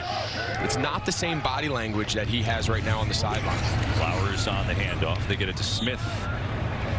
And it'll bring up 2nd down and 1. So Flowers, you look at what he did. He was the American Athletic Conference Player of the Year in 2016. His numbers at South Florida, as we hear the play coming in. But the numbers, how about this that year, Greg? 15-30 rushing, 18 touchdowns, 28-12 passing, 24 touchdowns. It's a nice ho-hum year. He's incredible. The folks back in Tampa, they know what this kid can do. They saw him up close and personal. They're thrilled he's in this organization, and they're hoping he's got some magic left in him. Oh, blitz there, no magic. Cosoro came on the safety blitz, and he had to get rid of it. It's incomplete. So Andrew Soren, we get a flag at the end of this play. If anything, it could be grounding as well. I'm not sure that got back near the line of scrimmage. Tackle tackled the running back. They were trying to set up a screen there. So I wonder if the refs didn't see that and there was no one in the area. Yeah. For intentional grounding as there was a receiver number 24 in the area. 2nd down. Good call. They did see it, turns out. Yeah, the defensive lineman saw him coming out. You see here, when Smith tries to release, watch 90, he literally just bear hugs him and grabs him. So that's where the running back was supposed to go to set up the screen, to get behind his line, to get behind his offensive lineman, and he just didn't have a chance. Big ol' 93 there. Barnes just bear hugged him. Aaron Murray is back in the game right now, so he does come back and welcome in. It's 3rd and 11. Not an easy task. Guardians rush 4. They get pressure. Murray stands in. Ball is on the ground. Loose. And it looks like Tampa Bay comes back with the ball, but Bunmi Rotinmi with the strip sack. I'll tell you, they've got to figure out what they want to do here. Murray plays the first couple snaps on the sideline. You bring him in 3rd and 11, struggling passing. Yeah, just a clean strip sack. They're lucky they didn't lose the ball and they even have a chance to punt here. We mentioned it at halftime. This Guardians defense has really, really controlled this game between the picks, the turnovers. Now we saw the strip sack. Good. Yeah, better. Murray's this offense here of the Vipers is really kind of flailing. Yeah, 2nd sack of the game for the Guardians and another punt. As Duke going to call fair catch, and he will do that at the 24. We'll see Matt McGloin on the field one more time, and he's done a nice job with this offense and really set the tone on the opening drive, Greg. He did. I mean, that opening drive, when we talked with Gilbride, we asked him, do you script plays? Is that? And he said, yeah, we're going to give McGloin the things that he really likes. And you saw early in this game, they got him some completions, hit the big 3rd down conversion to keep the drive alive that he ended up scoring with the quarterback sneak. They did a great job as a staff and with McGloin figuring out what he does well, what could get him comfortable and settled into the game. And from that first drive, they've really controlled the entire game to this point. See the numbers, 12-22, 154 yards, touchdown pass, a touchdown run as well. Now try to get this offense going on the ground game with Cook, who, even though listed as the lead back, hasn't really been featured much today. Darius Victor's gotten more carries, and Cook for about 2 yards. You heard Glanville tell Jenny coming out of the halftime break, he obviously, you could just see it on his face, he was super disgusted about the way his defense played, the penalties, guys punching guys, getting ejected. It's just, they got to find a way to settle in here, get the ball back for their offense in some good field position, and seeing if they can keep them in the game. They're going to have a spark play here. Loin, near side's got a man wide open, and he's got the catch and the connection and a lost helmet as well. Joe Horn has been featured a lot of targets in this game for Horn, and it looks like he's got the 1st down. We'll see where they mark it. Yeah, just a basic flat route there. Not a great throw by McGloin. Horn, better catch than it was a throw. He's got to put that ball out in front of him, but a great run after catch. He breaks Priester's tackle, who ends up losing his helmet, and he picks up a couple extra yards to get the 1st down. 4 down, like 45. East. Set. What it is? What it on? And we get some movement. And that'll move it back 5 on the Guardians. False start, offense, number 78, 5-yard penalty, first down. So it's interesting with Matt McGloin, right? He's 30 years old, which is certainly not old for a football player, but he's the oldest guy on his team, and he knows it and he embraces it. You know, the leadership. He's like, I knew it coming in, and I'm, ready for it. But you talk about he got that time with the Raiders. Well, he was in camp with the Eagles in 2017. He was in camp with the Chiefs in 2018. And, talk about, it's kind of like the Andy Reid guys, right? With Reid in Kansas City, Doug Peterson in Philly, as McGloin now has it tipped and it's incomplete. And I asked him the other day, I said, so what did you take from those experiences with those coaches, with those really good offenses? Even though he didn't get into the season with those teams, he's like, well, what I took is I missed out on a couple really good runs. Yeah, he had a good outlook on it. I think a lot of guys would feel, man, what could have been, right? But here's a guy that got his first start as a rookie out in Oakland, and he wins, right? And he gets off to a great start, and ends up struggling a little bit, loses the next 6, and those are really the only games he really plays much in his NFL career. Bounced around, as you mentioned, but he's got a lot of ability, a lot of the traits you're looking for at the quarterback position, and Kevin Gilbride can't say enough good things about him. Bring up a 3rd down and long. More on that. Let's go back down to Jenny.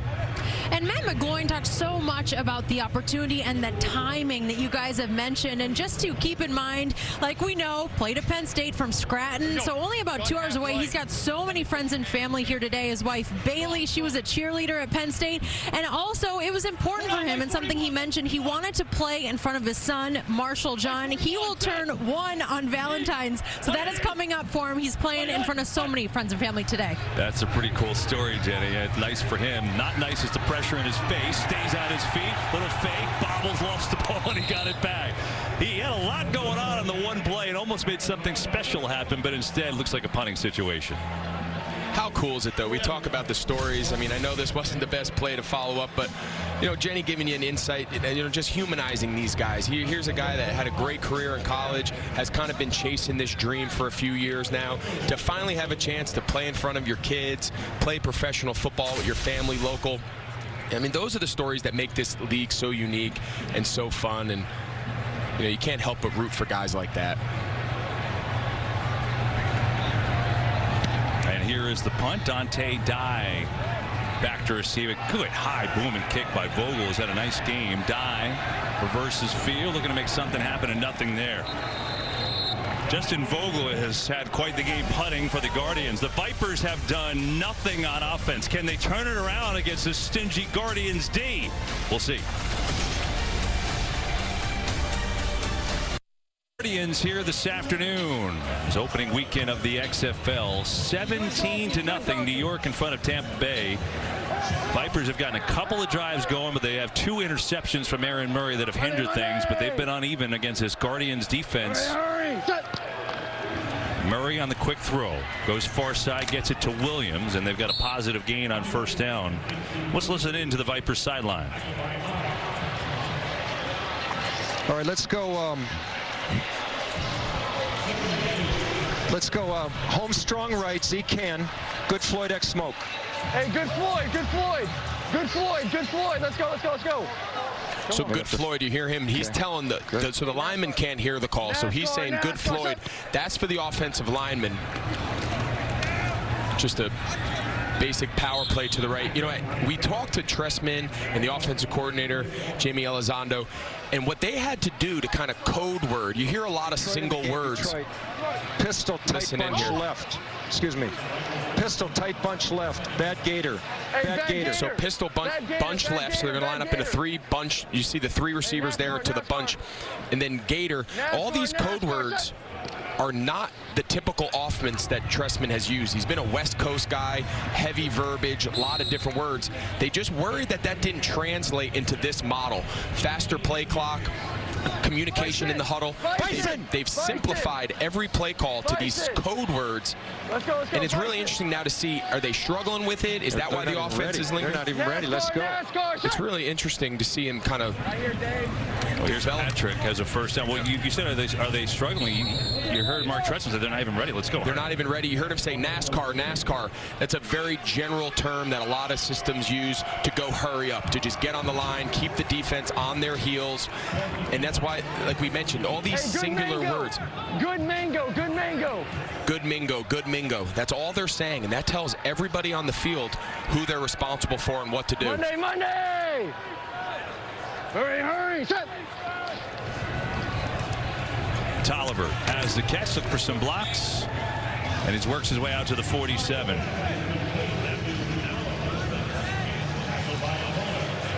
And to the viewer at home, this is, we're hearing a lot more than they're typically used to hearing. And if you're not familiar with the language, it really makes sense to nobody other than the team on the field, and trying to kind of dissect what these words mean. You can sort of piece it together as the game goes on, but it's nice to finally have an insight into this communication between the coach and the quarterback. Quentin Flowers comes in again at quarterback for the Vipers on a 2nd and 5. Smith on the handoff, and good cut up field near a first down.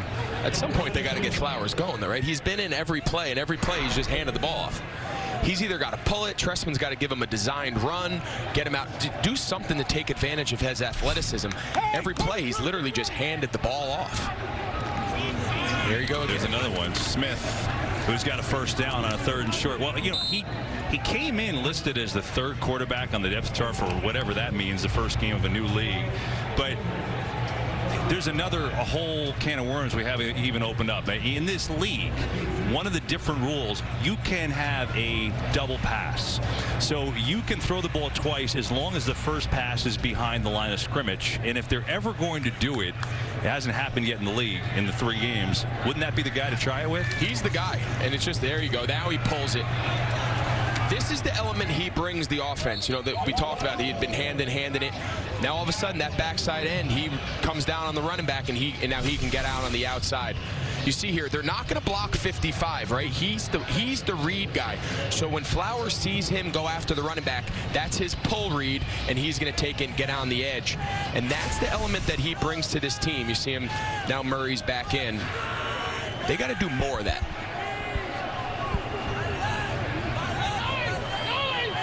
Saturday. Hurry, hurry, set. Run it. Near side. Flowers has it with room. Flowers affecting the game now. That's what you talked about, Greg. So they're getting him involved in different ways, and finally some continuity. And you see the Tampa Bay sideline says, hurry up, let's go. Yep, and you talked about it before on the double pass. My gut is it's going to come off some of those jet sweeps. That was under center, but a lot of times you see the jet sweeps in the gun where they kind of do that little shovel pop pass. With a guy like Flowers, he's still an active quarterback who also now is a threat on the outside to run. You see him now having back at more of a traditional quarterback position. He's giving them a little energy here offensively. A little juice, and Smith on the carry, and really, if you're the Guardians, how do you prepare for it? I mean, it's a little different element to this game plan. Well, it's 2 entirely different systems. When Aaron Murray's in there, it's a spot passer. He's going to be at a certain position. Run game's going to be more traditional, and then all of a sudden, one substitution, Flower comes in, and now all of a sudden you're based on your RPO, your zone read. It's like guarding 2 completely different offenses, and you can see the Guardians are really struggling with it right now. Flowers swarmed, and amazing just to get a couple yards, because that should have been a loss, as A.J. Hendy, the safety, in on the tackle, and that will bring up a 3rd and short. It's funny. So they're both in the game now, Kev. So we got Flowers and Murray now both in the game at the same time. It's only the 2nd time we've seen it, other than on the jet sweep he ran a few plays earlier. Let's see if they ride his hot hand and keep him involved in this offense. They're going to move Flowers to the bottom of your screen as a wideout. He's going to go in motion. Yep. Fake it to him, coming back to the near side. Patrick has a couple of good blocks, and he's got a 1st and goal. So even though Flowers didn't get it, he affected the whole play. Exactly right. So they sent him in motion. You can kind of see from his alignment he was going to go in motion across the field. It's that same jet sweep motion they gave to him before, but now they pin, they pull both offensive linemen, get him out in front, and Patrick, big body there, gets behind his lineman. Now you can see Trestman starting to get creative, start letting his guys play to their strengths. This is, I think, is a little more obviously the offense that he envisioned, and a lot of that has to do with them getting Flowers involved. And we have an injury, and that's why things are stopped momentarily. Drayvon Askew-Henry, the nickel cornerbacks for the Guardians, was slow to get up, and now he's jogging on his own time, and that slows up Tampa Bay, at least initially.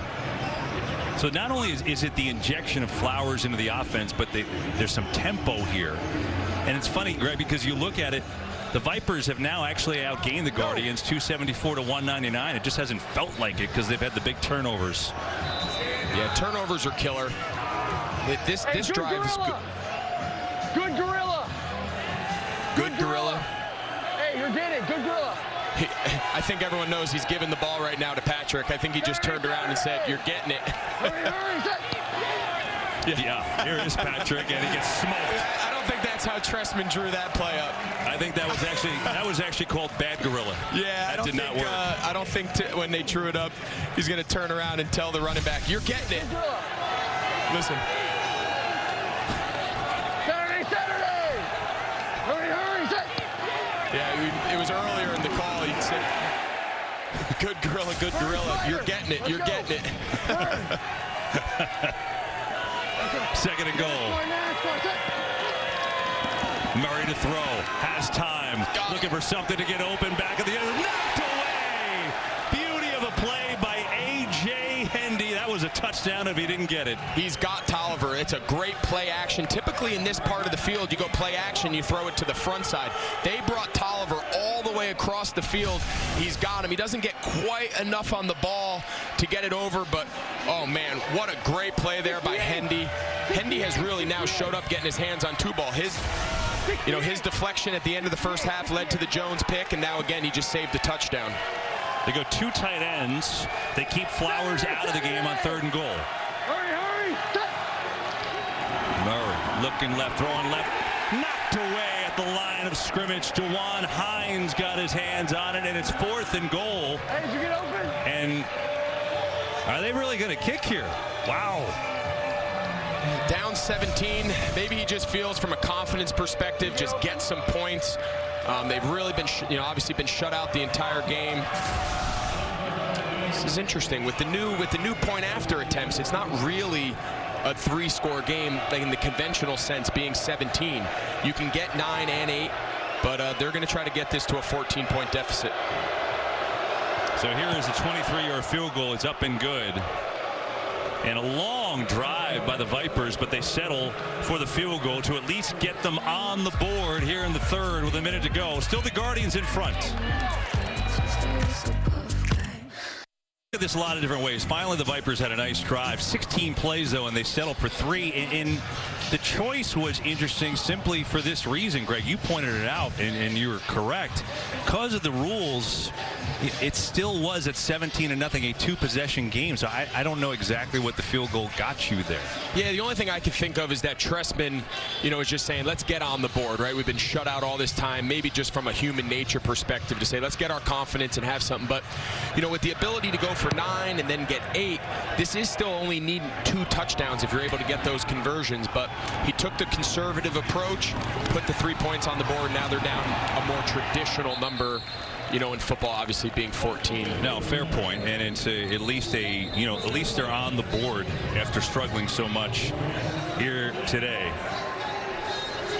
Saturday, the Super Middleweight Championship is on Fox. Undefeated Caleb Sweet Hands Plant defends his title against KO King Vincent Feigenboots. All the hard-hitting action begins at 8 Eastern on Fox and the Fox Sports app.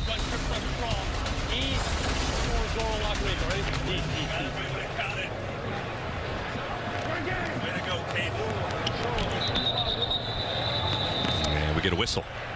I think they forgot to take the kicking tee off the field. Well, there's only the kicker by his lonesome all the way back there. So it's kind of like he's isolated. It's week one for everybody, even the kicker, even the equipment guy. These things happen. 4 down, Mike 45, Mike 45. East. Set. 180. 20 hunt. Here's McGloin on the give. And they're going to run it to Darius Victor. Hard running for 4 yards for Victor. His 5th carry of the day, up to 32 yards on the ground. And the final seconds of this third quarter. Let's go, let's go. Gun 8, slot wide, W half wide. 58, Dallas Snake. Ready? Dallas Snake. 4 down, Mike 41.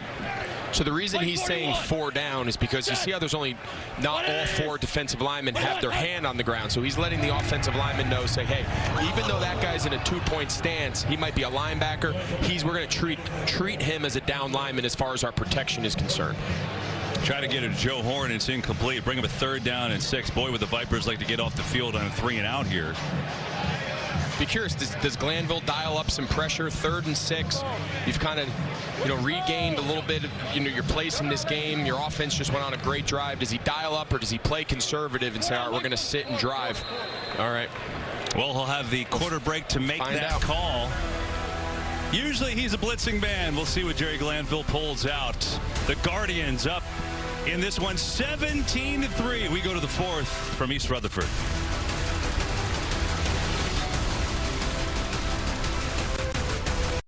We start the 4th quarter at 17-3 New York in front of Tampa Bay, and we welcome in the head coach of the Vipers, Mark Trestman. And Mark, fascinating. We had a great conversation yesterday about some coaching philosophies in this league. We were just talking about it. Take us through your decision-making there. It is a 2-score game. You decide to kick a field goal after your long drive. So the thought process for you on making that decision. Yeah, well, it is a 2-score game, and we are moving the football. We haven't finished drives today. We've hurt ourselves at least a couple of times with turnovers as we move the ball inside. So, we feel comfortable we can move the ball, and we're going to get maybe 3 or 4 more opportunities to make this game close. No doubt. We'll get one more for you after this play. So okay, I'm going to go to offense here in a minute, I hope. that would help. Here's McGloin with pressure. Needs his defense to step up. Victor breaks the tackle. Nice play from Victor. He's got a 1st down. I know you're hoping to get off with us here and get the ball back, but Coach, while we have you, talk to us about the decision last drive. The big difference was getting Quentin Flowers involved, not only at the quarterback position. He took a couple jet sweeps, then on the 3rd down conversion, faking him the jet. He seemed to really inject a lot of life into the offense. Talk to us about the decision to get him more involved. Oh no, we had him from the start. We just didn't have enough plays early to get him going. So he's been part of this game plan, and it came at a good time. Mark, appreciate it. Good luck Thanks, the rest Coach. of the way. You bet, guys. Thanks, Coach. Here's McGloin on the fake. Steps in, fires, just knocked away, and now a late penalty flag. Pearson, the intended receiver. And let's see what this is. That's all day. Pass interference. Defense, number 27. Ball be placed at the spot of the foul. 1st down. It's on Micah Hanneman, who had the coverage. Yeah, I think they meant 20. Yeah. I think it's down here. I think it's number 20, Tavares McFadden. I don't know. He maybe grabbed a little bit of Pearson's jersey. I thought he was in good spot. The ref obviously thought that he restricted the receiver on the slant, but I think that penalty was on McFadden. Tough call there, but it's not easy playing defense nowadays. Omaha, set. Victor belted. He's going to lose yardage. By the way, how wild is it to talk to the head coach in the 4th quarter of a football game? Isn't that awesome? Man, we're up here wondering, thinking to ourselves about, game management, decision making. And we don't even have to wonder. We can just ask the guy making the decisions in real time. And just another one of the awesome, different things they've implemented in this league that have really, really improved the quality of, viewing it and what it's like for a viewer at home. It's a pretty interesting insight for sure. Chip. 180. 2nd and long. Blitz coming. McGloin stands in. Firing deep down the field. He's got a man. It's incomplete. It was Pearson who was there, had his hands on it. Jalen Collins on the coverage. Yeah, he just underthrew it. He didn't get enough out there. Pearson had him beat. He was over the top. He just runs a big, deep post, and you see him. He's lined up out wide here. You know, the corner turns. Collins, he just doesn't get it out there. Collins is beat. He turns his butt inside, across his face. If he puts that ball, they always say the landmark there is to throw that ball into the front side hash. You can see the ball landed a little wide and short. That's a ball that McGloin wishes he had back. That's got to be a touchdown. Pearson has toasted his man a couple times today, and the throws have been a little short. 3rd and long. It's only a 3-man rush, and that should have been a first down. Joe Horn was the man who got his hands on it, couldn't turn around and grab it, and wasted opportunities for New York.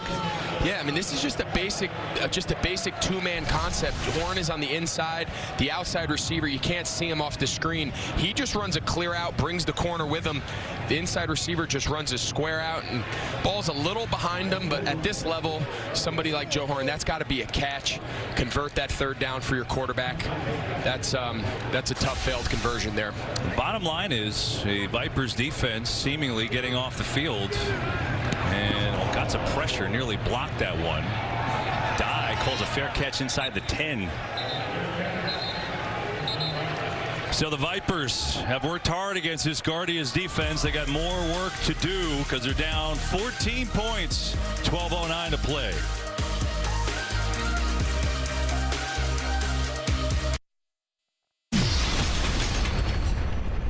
We finally got some competition. It's time to go. It's time to go. Tampa Vipers. Let's. Oh, boy. That's all right. Y'all call right there? You like that? I love it, baby. Let's go. Told you. Go. Get in there. Get in there.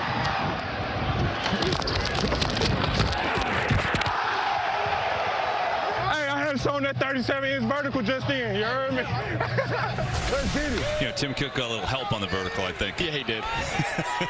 All right, so the Guardians 17, the Vipers 3. Vipers football, obviously, work to do. 12:09 to play in the game. It's Murray on the fake pressure in his face, and he completes it. Truesdell fumbled the football, is picked up by New York with room to run. Summers working his way to the end zone. Hit near the goal line. Is he in? Touchdown!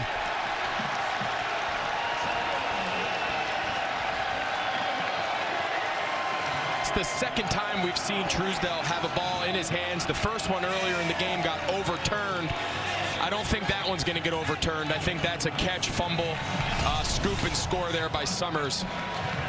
Little RPO, he's play action, he's wide open. Yeah, that's a clear fumble. He caught that ball, turned, and tried to make a play up the field.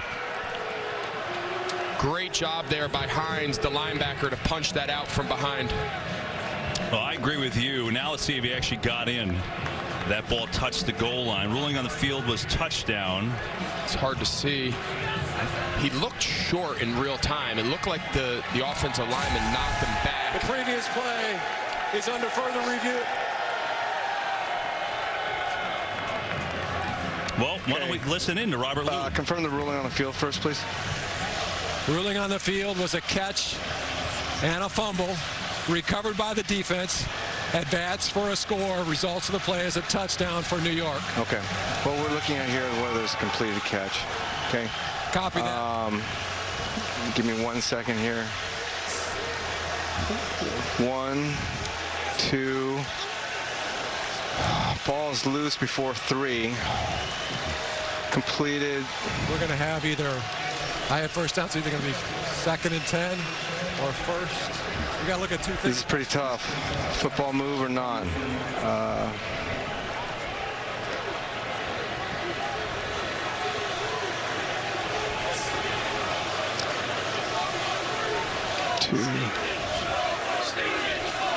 Okay. We're good. Take all the time you need. No worries. All right. We don't have enough here, so we're going to stand. Okay. So we the are next going thing you to want stand. to look at is the score. Can you confirm the score? Yeah. Hold on. Thank you.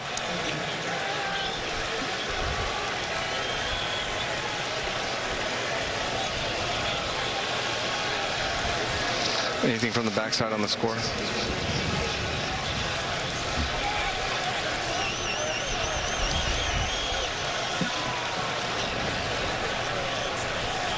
I know, that's why I'm going to make sure.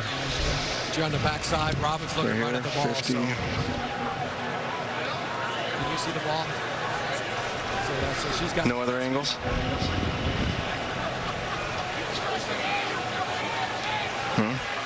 Okay. We don't have the ball. We're going to have to stand on this one also. Okay. So just to confirm, we're going to stand off the ruling on the field. After further review, both. the ruling on the field stands. Thank you. For both. Okay. Where does he want to go? From the 1? Okay. After further review, the ruling on the field stands. Touchdown.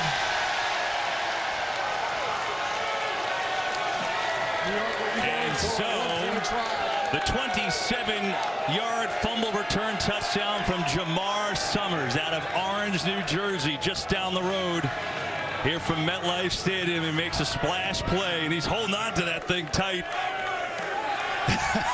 And you can see Jenny Taft is caught up with Jamar. We'll get down to her just after this play. Going for 1 point on the conversion.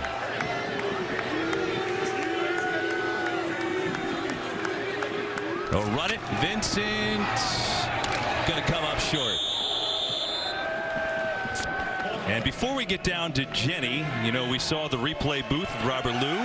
Head of officiating for the XFL is Dean Blandino. Dean, just curious your take. Good to see if you agree with how that all played out. Yeah, I did. Two close aspects. You've got to prioritize. You start with the catch fumble, and then you go to the goal line. And it was great to listen to Robert work through the process. And there was one point where on the catch fumble, he let out a deep sigh and was like, boy, this is close. And that usually tells you that you really need to stay with the call on the field. Looked like the receiver had control, took 2 steps, turned upfield, and then you have that second part at the goal line. Again, not enough to change, and it was really great to just see the process at work. Hey, Dean, real quick, on that play, the receiver did not need the 3rd step because he turned upfield. That's considered the football move, correct?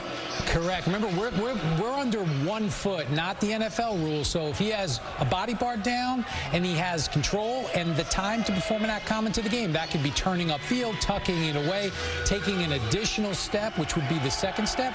It all completes the process. Dean, great stuff. Appreciate that. And I agree. It's so cool to listen into the thought process because there's no question you understand exactly what's being looked at. It's such a cool aspect of this league. And now the kickoff. If it goes out of bounds, it's at the 45. And they're going to take it deep. Mac Brown, penalty flag on the play. We'll sort that out. Now we go down to the sidelines with Jenny and the hero. Jenny? Jamar, I know you're going in. There was no doubt you got in. Just quick. Okay, you gotta go. Kevin, I tried.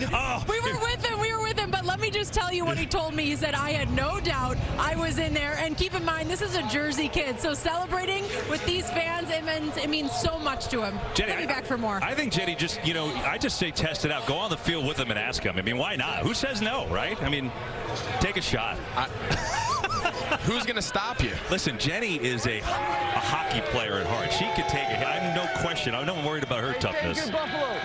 That is scary. 23-3. What a picture. Is he eating cheese? What is he eating? Oh, there you go. That's what I thought. Looked like he was flopping cheese and then he ate it. That got weird. Anyway. Hurry, set.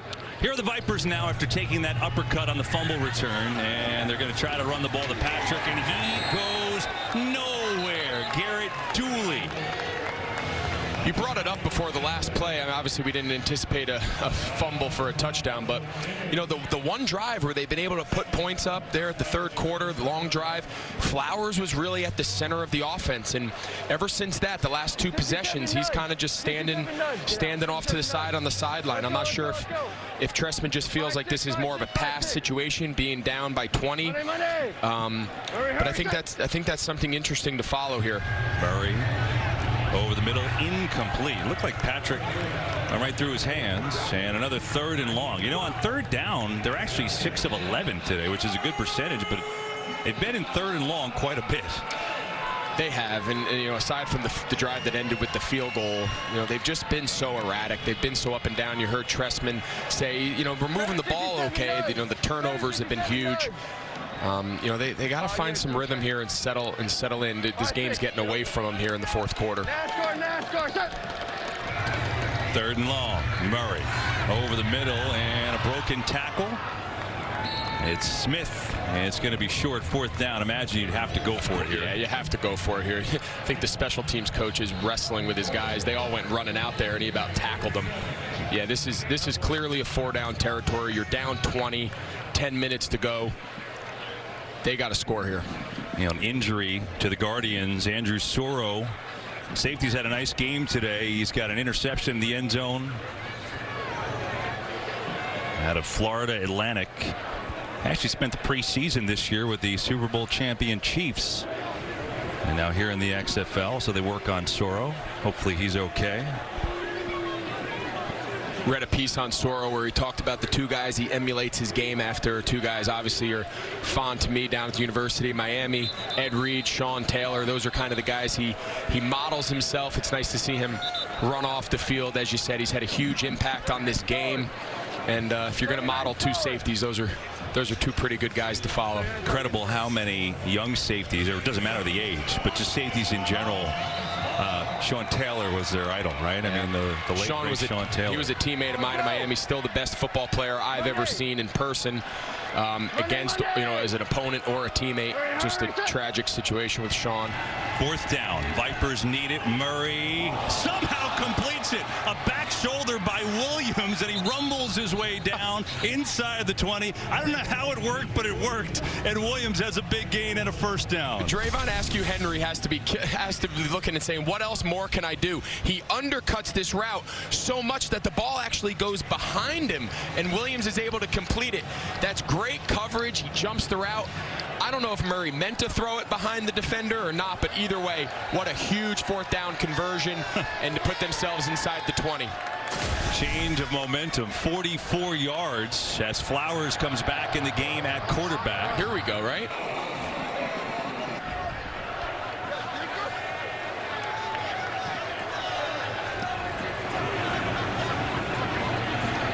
And so a 1st down and 10. With 9:43 to go in the game, the clock stopped. Is there something going on in the end zone? I didn't see if there was somebody injured.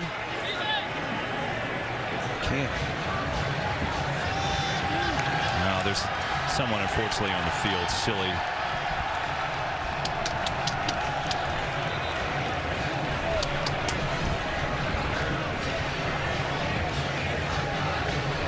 For next weekend's XFL action, download the Fox Sports Super 6 app and play the XFL game for free for a chance to win up to $10,000.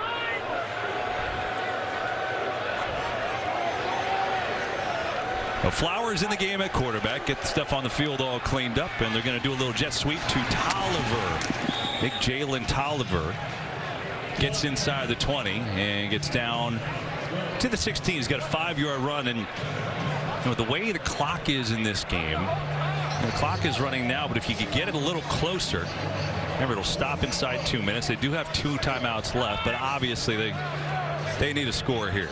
Yeah, this is critical, and I like the fact now that Trestman has Flowers back in. Dual threat quarterbacks in the red zone are especially efficient and effective. See if they're going to, quarterback draw. And it's a beauty. Good cut and a 1st down inside the 10. It's a 1st and goal. So those draws are actually reads. So if he has a box count where he doesn't like the amount of defenders in the box, he can actually throw the ball out here wide to 29 Patrick. And if he likes the box count, he can come out, pump Patrick the ball, and then it just turns in. So the O-line's blocking for the draw. The receivers in the back are playing for the swing screen, and then he has to make the decision based on what he thinks is the best number count. Yep. 8.5 to go. 1st and goal. They're going to run it to Smith and make something out of nothing. He's going to pick up 3 yards as the clock continues to roll. Down by 20. Now remember, with the conversion rules in this game, there's some different ways to look at this. It's a 20-point game with the ability to go to 1, 2, or 3 for the point after touchdown. When we talked to Trestman, he made such a point about they really wanted to just go for 1, but I don't know if in this situation he can afford to do that. I'm hoping that they score so we can kind of get insight into how he's going to handle this situation. Well, it's still, and this is going to be stop shy.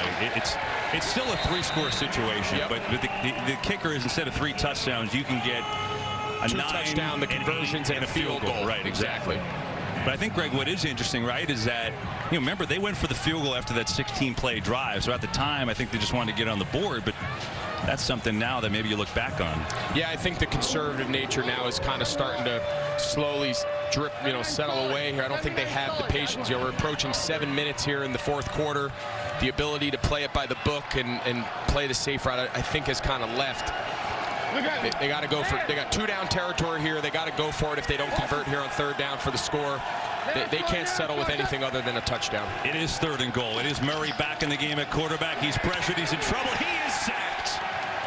This Guardians pass rush has done a number all day on the Vipers, and they get Murray down, and now a 4th and goal. Every 3rd down, even if Flowers is in prior, they always take him out. I don't know if they don't feel like he's had the reps to run, but you can just see the Guardians, they only rush, they only rush 5. They got a lot of guys dropping into coverage. They zoned it out. There's nowhere for Murray to go with the ball. And unlike Flowers, he doesn't have that ability to make a play, to improvise. I've always liked running quarterbacks down in this area. I wish Flowers was on the field here. NASCAR, set. 4th and goal. Murray looking, firing, and it's incomplete. And the Guardians make a stand, and they'll take control of the football. Yeah. Just a sigh. I don't know. I thought they had something brewing there. Flowers again came in. Instead, they come up short. Yep. 3 trips in the red zone by the Vipers today, and they've got a field goal to show for it. That's it. And of course, at the end, you were sighing because you thought that Quentin Flowers right there should have been in the game. Yeah, sometimes you just got to take a deep breath. But I just felt he came in. They got the big conversion on 4th down to Williams, and then he comes in, a nice jet sweep for a good gain. Then he runs the quarterback draw, and then they take him out, and they got super conservative again. And once again, as you said, 3 possessions in the red zone, 3 points. Guardians get the hold, and now they'll run the ball. They're going to run clock to Cook. And now Jenny, very patient down the sideline, has once again corralled Jamar Summers who had the touchdown. Well, Jamar's the nice one for actually agreeing to chat with me after I almost stopped him from getting back in the action. You had your moment, Jamar, and I want to let you tell me about it and just the excitement of being back playing in this league. You're a UConn kid. What is it like to be back out there? It's fun. At the end of the day, it's just football. And anytime you got 11 guys out there, with the same set, with the same mindset, the same goal, something great can inspire from that. You can feel the chemistry among this defense. Why is it clicking? We had fun down there in Houston, We went down there in Houston, had a training camp out there, got a good bond, got a good feel for the defense, got an understanding of the concepts. And for the most part, we just fly around, do what we do. All right, it's been fun to watch. I'm going to let you enjoy this, and I won't interrupt you again. All right, thank you. I appreciate that. Both. Thank you. Jenny, thanks. Jamar being a great sport, too. Come on, he's loving life. He scored a touchdown, and as Jenny pointed out, he's got family and friends here. He's from Orange, New Jersey. It's just a stone's throw away from here down the Garden State Parkway. So it's got to be fun for him. Went to UConn, obviously. Thank you. We got Jersey guys on the field. We got Jersey guys in the booth. We're killing it. Just games in Jersey. It's always good to be. Always good for a little homecoming. We've come a long way, KB. We've come a long way, buddy. Even got your breakfast comp this morning. Or was that just paid for by you? That was paid for by me. You didn't take out your wallet. Ball start. Nope. Offense. Number 78. 5-yard penalty. 3rd down. But I appreciate the effort. What an outstanding teammate. It's like the rookie dinner. I'm like the rookie taking you out, taking the old seasoned pro. So hold on. Although I'm a seasoned pro here at this stadium. I got the rookie dinner, and my choice was to take you to a diner. I should have really exploited New York that. Luncheonette. That's. I'm new to the game, man. It was enjoyable. New to the game. Oh, you're a seasoned pro. All of 3 broadcasts. 3rd and 6, and another handoff, and Victor is going to be knocked back for a loss of 1 with 4.5 to go. So the Vipers get a 3 and out. Guardians is happy to waste clock at this point. It is a 3-possession game. You heard McGloin walk out. He said, we got to get that snap up. He wasn't thrilled about the conservative nature of those 3 plays, and then his center kind of left him out to dry there with a bad snap. Kind of a conservative approach by Gilbride. I don't blame him. This Vipers offense hasn't really shown you that 20 points in 4 minutes is something that they have in their bag. A punt here is not the end of the world. Dye's going to let it bounce. Dye's had a couple curious decisions on the punt returns today. Seemed like it was potentially returnable, but instead Vipers will take over with 3:43 to go. Look, this Guardians defense has done a really nice job today because Tampa Bay's moved the ball great, but they can't capitalize. Here's one example. Yeah, the red zone has been a problem. We started there with the first red zone attempt being a pick, and then here right before the half, Jones with the deflected interception. We had the fumble that was returned for a touchdown. Truesdale just couldn't hold on, and you know, they just really struggled. They have moved the ball. I don't know if they've moved the ball as well as they think they have, but of course the turnovers have just been the Achilles heel right now for this Vipers team. John Yarbrough, number 50, is the backup center. He has come in the game for Jordan McCray. Not sure if Jordan is hurt, if they're just making a switch there. As the Vipers, you know, I think at this point, a 3-score game, you know, you almost just want to see something positive heading into next week, don't you? Yeah, but real quick, before we get into that, John Yarbrough, I saw him outside the hotel yesterday when we went over for production meeting, and he was actually a teammate of mine for a short time in Carolina, and he came up to me and he goes, and I knew he was the backup center, and he goes, hey, Greg, give me a shout out tomorrow. I'm on kickoff return. Well, John, I'm giving you a shout out. You are now at center, and hopefully you are the missing link that your offense needed to get you guys rolling, but I promised I'd give him a shout out. Little teammate love, nothing wrong with that. As Patrick has the carry.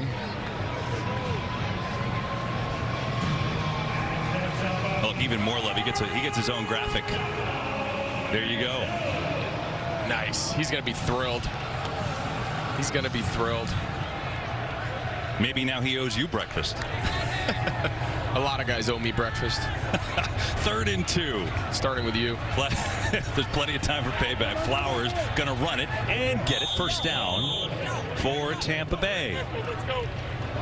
I think what will be interesting this week is how the practice reps are divvied out at quarterback, don't you? I think if Trestman felt more comfortable, I think coming into the game, as you said earlier, Flowers was technically the 3rd-string quarterback. Their backup quarterback, Cornelius, I have a feeling he took more traditional quarterback reps, and if Trestman felt that Flowers was more ready to just run this offense in its entirety, I think we'll start seeing more of this as the season goes on, that he's not just coming in to be the run, change of pace. I wouldn't be surprised if he starts getting more actual reps in the passing game, especially for this Vipers offense moving forward. He's only thrown one pass. That was an incompletion, but he's clearly affected things when he's been on the field. And again, Murray's not even standing by Trestman. It doesn't look like he's coming back in any point here soon, which means he'll be back in on the next play. Well, not yet. We got the 2-minute warning here from East Rutherford. All Guardians in this XFL opener on Fox. Skycam today is brought to you by Roman. Great look on the field, and from our XFL on Fox crew all afternoon long. Week 1 of this new league. Boy, is it exciting to be here for this. Been a good start for the league in week 1, and the Guardians looking to win on their home turf. 17,634 in attendance here for the first one. Here's Flowers looking to air it out, throwing it deep to Williams. He's got the catch inside the 5. Oh, you wanted to see him throw the football. You got it. That was a beauty. And Williams hauls it in for 37 yards. There we go. I mean, I'm telling you, I think Flowers just really gives them an interesting dynamic. And I'll tell you, Daniel Williams, the guy that everyone, the unanimous, the consensus on him was he's the surprise at camp. Here he is with 125 yards, 6 catches. He not only is he the surprise of the camp, he's really been... a completed catch to the 2-yard line. Timeout for an injury against the defense. He's really been... This will be a charge timeout for New York. This is their first. You guys got all that? Just keep... You can keep I going. didn't know if he was going to stop. He's really been the lone bright spot, really, for this Vipers offense. He's had a good day. It's come kind of in a lackluster performance overall, but they got something to build off of here. I think Trestman will take some of the positives and try to build going into the next couple weeks. But what a great ball here. Flowers puts the ball out in front. Great job by Williams going up, competing for the ball, contested catch. Did they touch him? Did they rule him down? They ruled him down to the 2. Okay. By the way, the injured Guardian was Bryce Jones, the cornerback who was on that coverage. He had an interception earlier today. There is Jones. At least looks like good news that he's walking off all right. I mean, you think about this. The Vipers have 408 yards and they've got 3 points. And I think when we talked to Trestman during earlier in the second half, we kind of alluded to that. Of course the turnovers and whatnot, but he said we're moving the ball. We're doing some good things on offense. We just got to cut down on it. Of course turnovers are going to be a big point of emphasis for them going forward. Red zone efficiency is going to be a huge point. This is their 4th red zone trip of the game. So far they only have 3 points for the previous three times getting down here. We'll see how the 4th time goes, but there's always things to learn from the first game, and I think this Vipers offense has plenty. I'm hitting that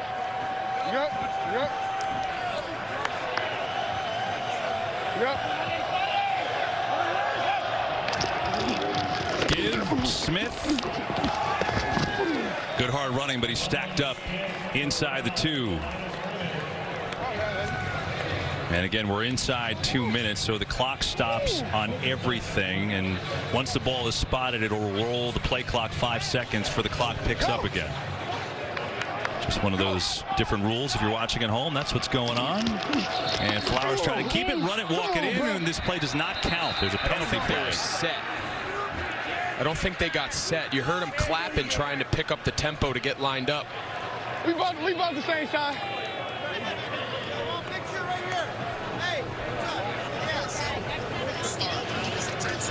Correct, so we need to go to the team to make sure Yep. So I think it's good.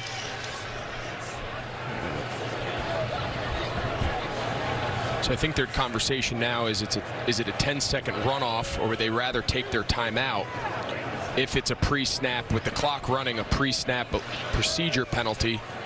I think that's what they're trying to sort out here. We'll see.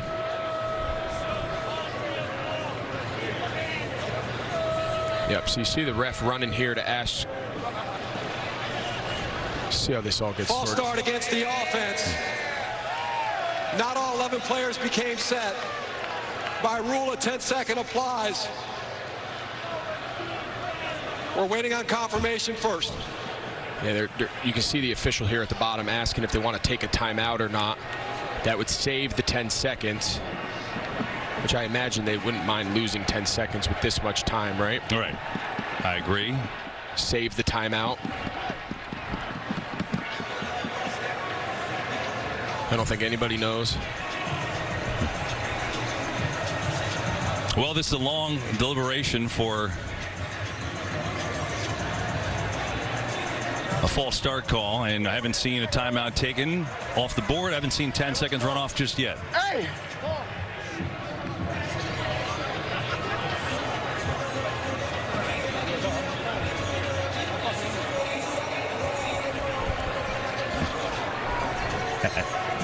I mean, at some point, there's got to be a decision, right? It's a false start call. Yeah, I mean, yeah, they're still down here talking to Tampa Trestman. Bay has elected to call a timeout to prevent the 10-second runoff.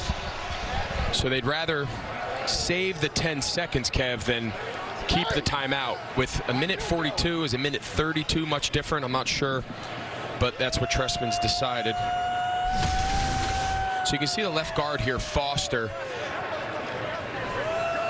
They called that, yeah, he's a little early. I couldn't tell if they called him for a false start, if they called that there was an illegal formation because not everybody was set. Not quite exactly sure what the ref officially said. Well, it is 2nd and goal. After moving back 5 yards and running hard is Smith. Kind of gets back to where he was. It'll be a 3rd and goal. And again, the clock stops until the ball is spotted, and then the play clock goes down to 20. Play clock in this league only 25 seconds, so it speeds things up until the final 2 minutes of the half and at the end of the game. There you go. So the play clock starts, and the game clock will start right now. 3rd and goal. Flowers tucks it away, makes a move. Good tackle from behind. It's Wesley Sutton who came in, the backup safety. That was a touchdown, but not in Sutton's watch, and a 4th and goal. Yeah, I thought he had Daniel Williams at the bottom of the screen. I thought maybe he was going to come down here at the bottom, but he didn't. He started to the top, and then I think he panicked and thought maybe he could run it in. He had one-on-one with the guy who's been the highlight of their offense. I think he could have just given him a chance, thrown him a jump ball. Maybe he's checking to that here. You see 81 here. He's got one-on-one coverage at the bottom of the screen. I'd give him a chance, but... 4th and goal. Nope. Flowers in trouble. Pressure coming. Flowers, down he goes. Yeah, Kev, I don't know. He was doing a lot of checking. It was a loaded box. Obviously, you're going to have to throw it, but the matchup was at the bottom with Williams. He had one-on-one press coverage, no safety over the top. He looked up top to the 2 receivers, and, you know, they got 3 guys over 2, guys running into each other. In that case, just go back to the guy that's gotten you here. Look, he's got one-on-one. Williams doesn't even run a route. I'm not sure anybody really knew what they were doing there. But to me, that's the matchup. If I'm Trestman, I get down there. You know, I'm throwing that ball to 81 Williams and letting him make a play like he has the whole game. Just another really poorly executed red zone possession by this Vipers offense. That's something they really got to build on. You know, in a way, it's the story of the game, though, right, Greg? I mean, the defense for the Guardians, even though the Vipers have wasted some opportunities, the defense of the Guardians has stood up. 4 sacks, 2 interceptions, one of them in the end zone. They've made plays when it's counted, and they've denied them all day long, and now they will just run out the clock. And go to 1-0 as they start their first game in franchise history with a win. And really, a lot of good things for them. And Kevin Gilbride, who had been out of coaching since 2013, as the last year he was the offensive coordinator for the Giants. He said, you know, I want to spend time with my grandkids, and I miss my family. And, you know, they got a little older. I got some of that time, and the opportunity presented itself. And now he's back, and he's welcomed back with a victory. Standings always look good when you're 1-0, right? It always feels good. No better feeling than getting the first one under your belt. And like you said about Gilbride, this has to feel great. He's got a lot of great memories here in New York, but it didn't end so hot for him, right? He was kind of run out after a great run as the offensive coordinator here in New York for the Giants. Things didn't end in a great manner considering he had led them to 2 Super Bowl victories, and I'm sure this felt good getting back in this stadium, in this city, and showing the people in New York and their fan base that he's a great coach. It's pretty cool that he was last year at the NFL in this stadium, and now he's back in this stadium, and he's got a victory in his first game as a head coach in the XFL. That will do it. 23-3. The Guardians take care of the Vipers here this afternoon.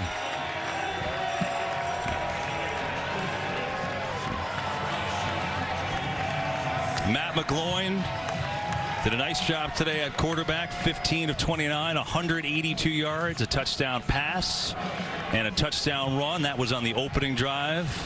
Speaking of Matt McGloin, Jenny Taft has caught up with him. Well, Matt, it always feels good to be 1-0 at home. And considering the hype around the start of the XFL, what did you learn about your team in this win today? Well, most importantly, like you said, is winning. A lot of good and a lot of things we need to improve on. But there were flashes out there of how impressive and how good this team can be, especially offensively.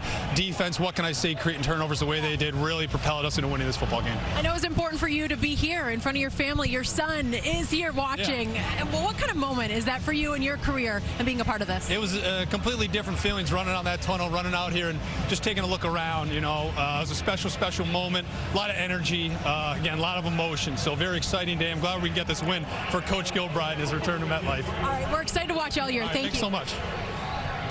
Matt, Jenny, thanks. By the way, I love that. McGloin saying, hey, Coach Gilbride back at MetLife. How cool is that for him to recognize that? Guardians, McGloin played well. The defense was exceptional, and the New York Guardians are 1-0. Back after this. Welcome back to the Progressive postgame show here at the Meadowlands, where the New York Guardians in week 1 of the XFL on Fox get a win at home, 23-3 over the Tampa Bay Vipers.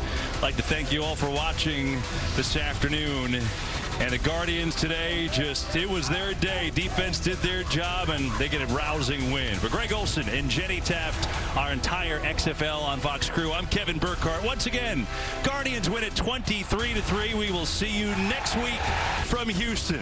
Coming up next on Fox, PBA Bowling, Tournament of Champions. We'll see you.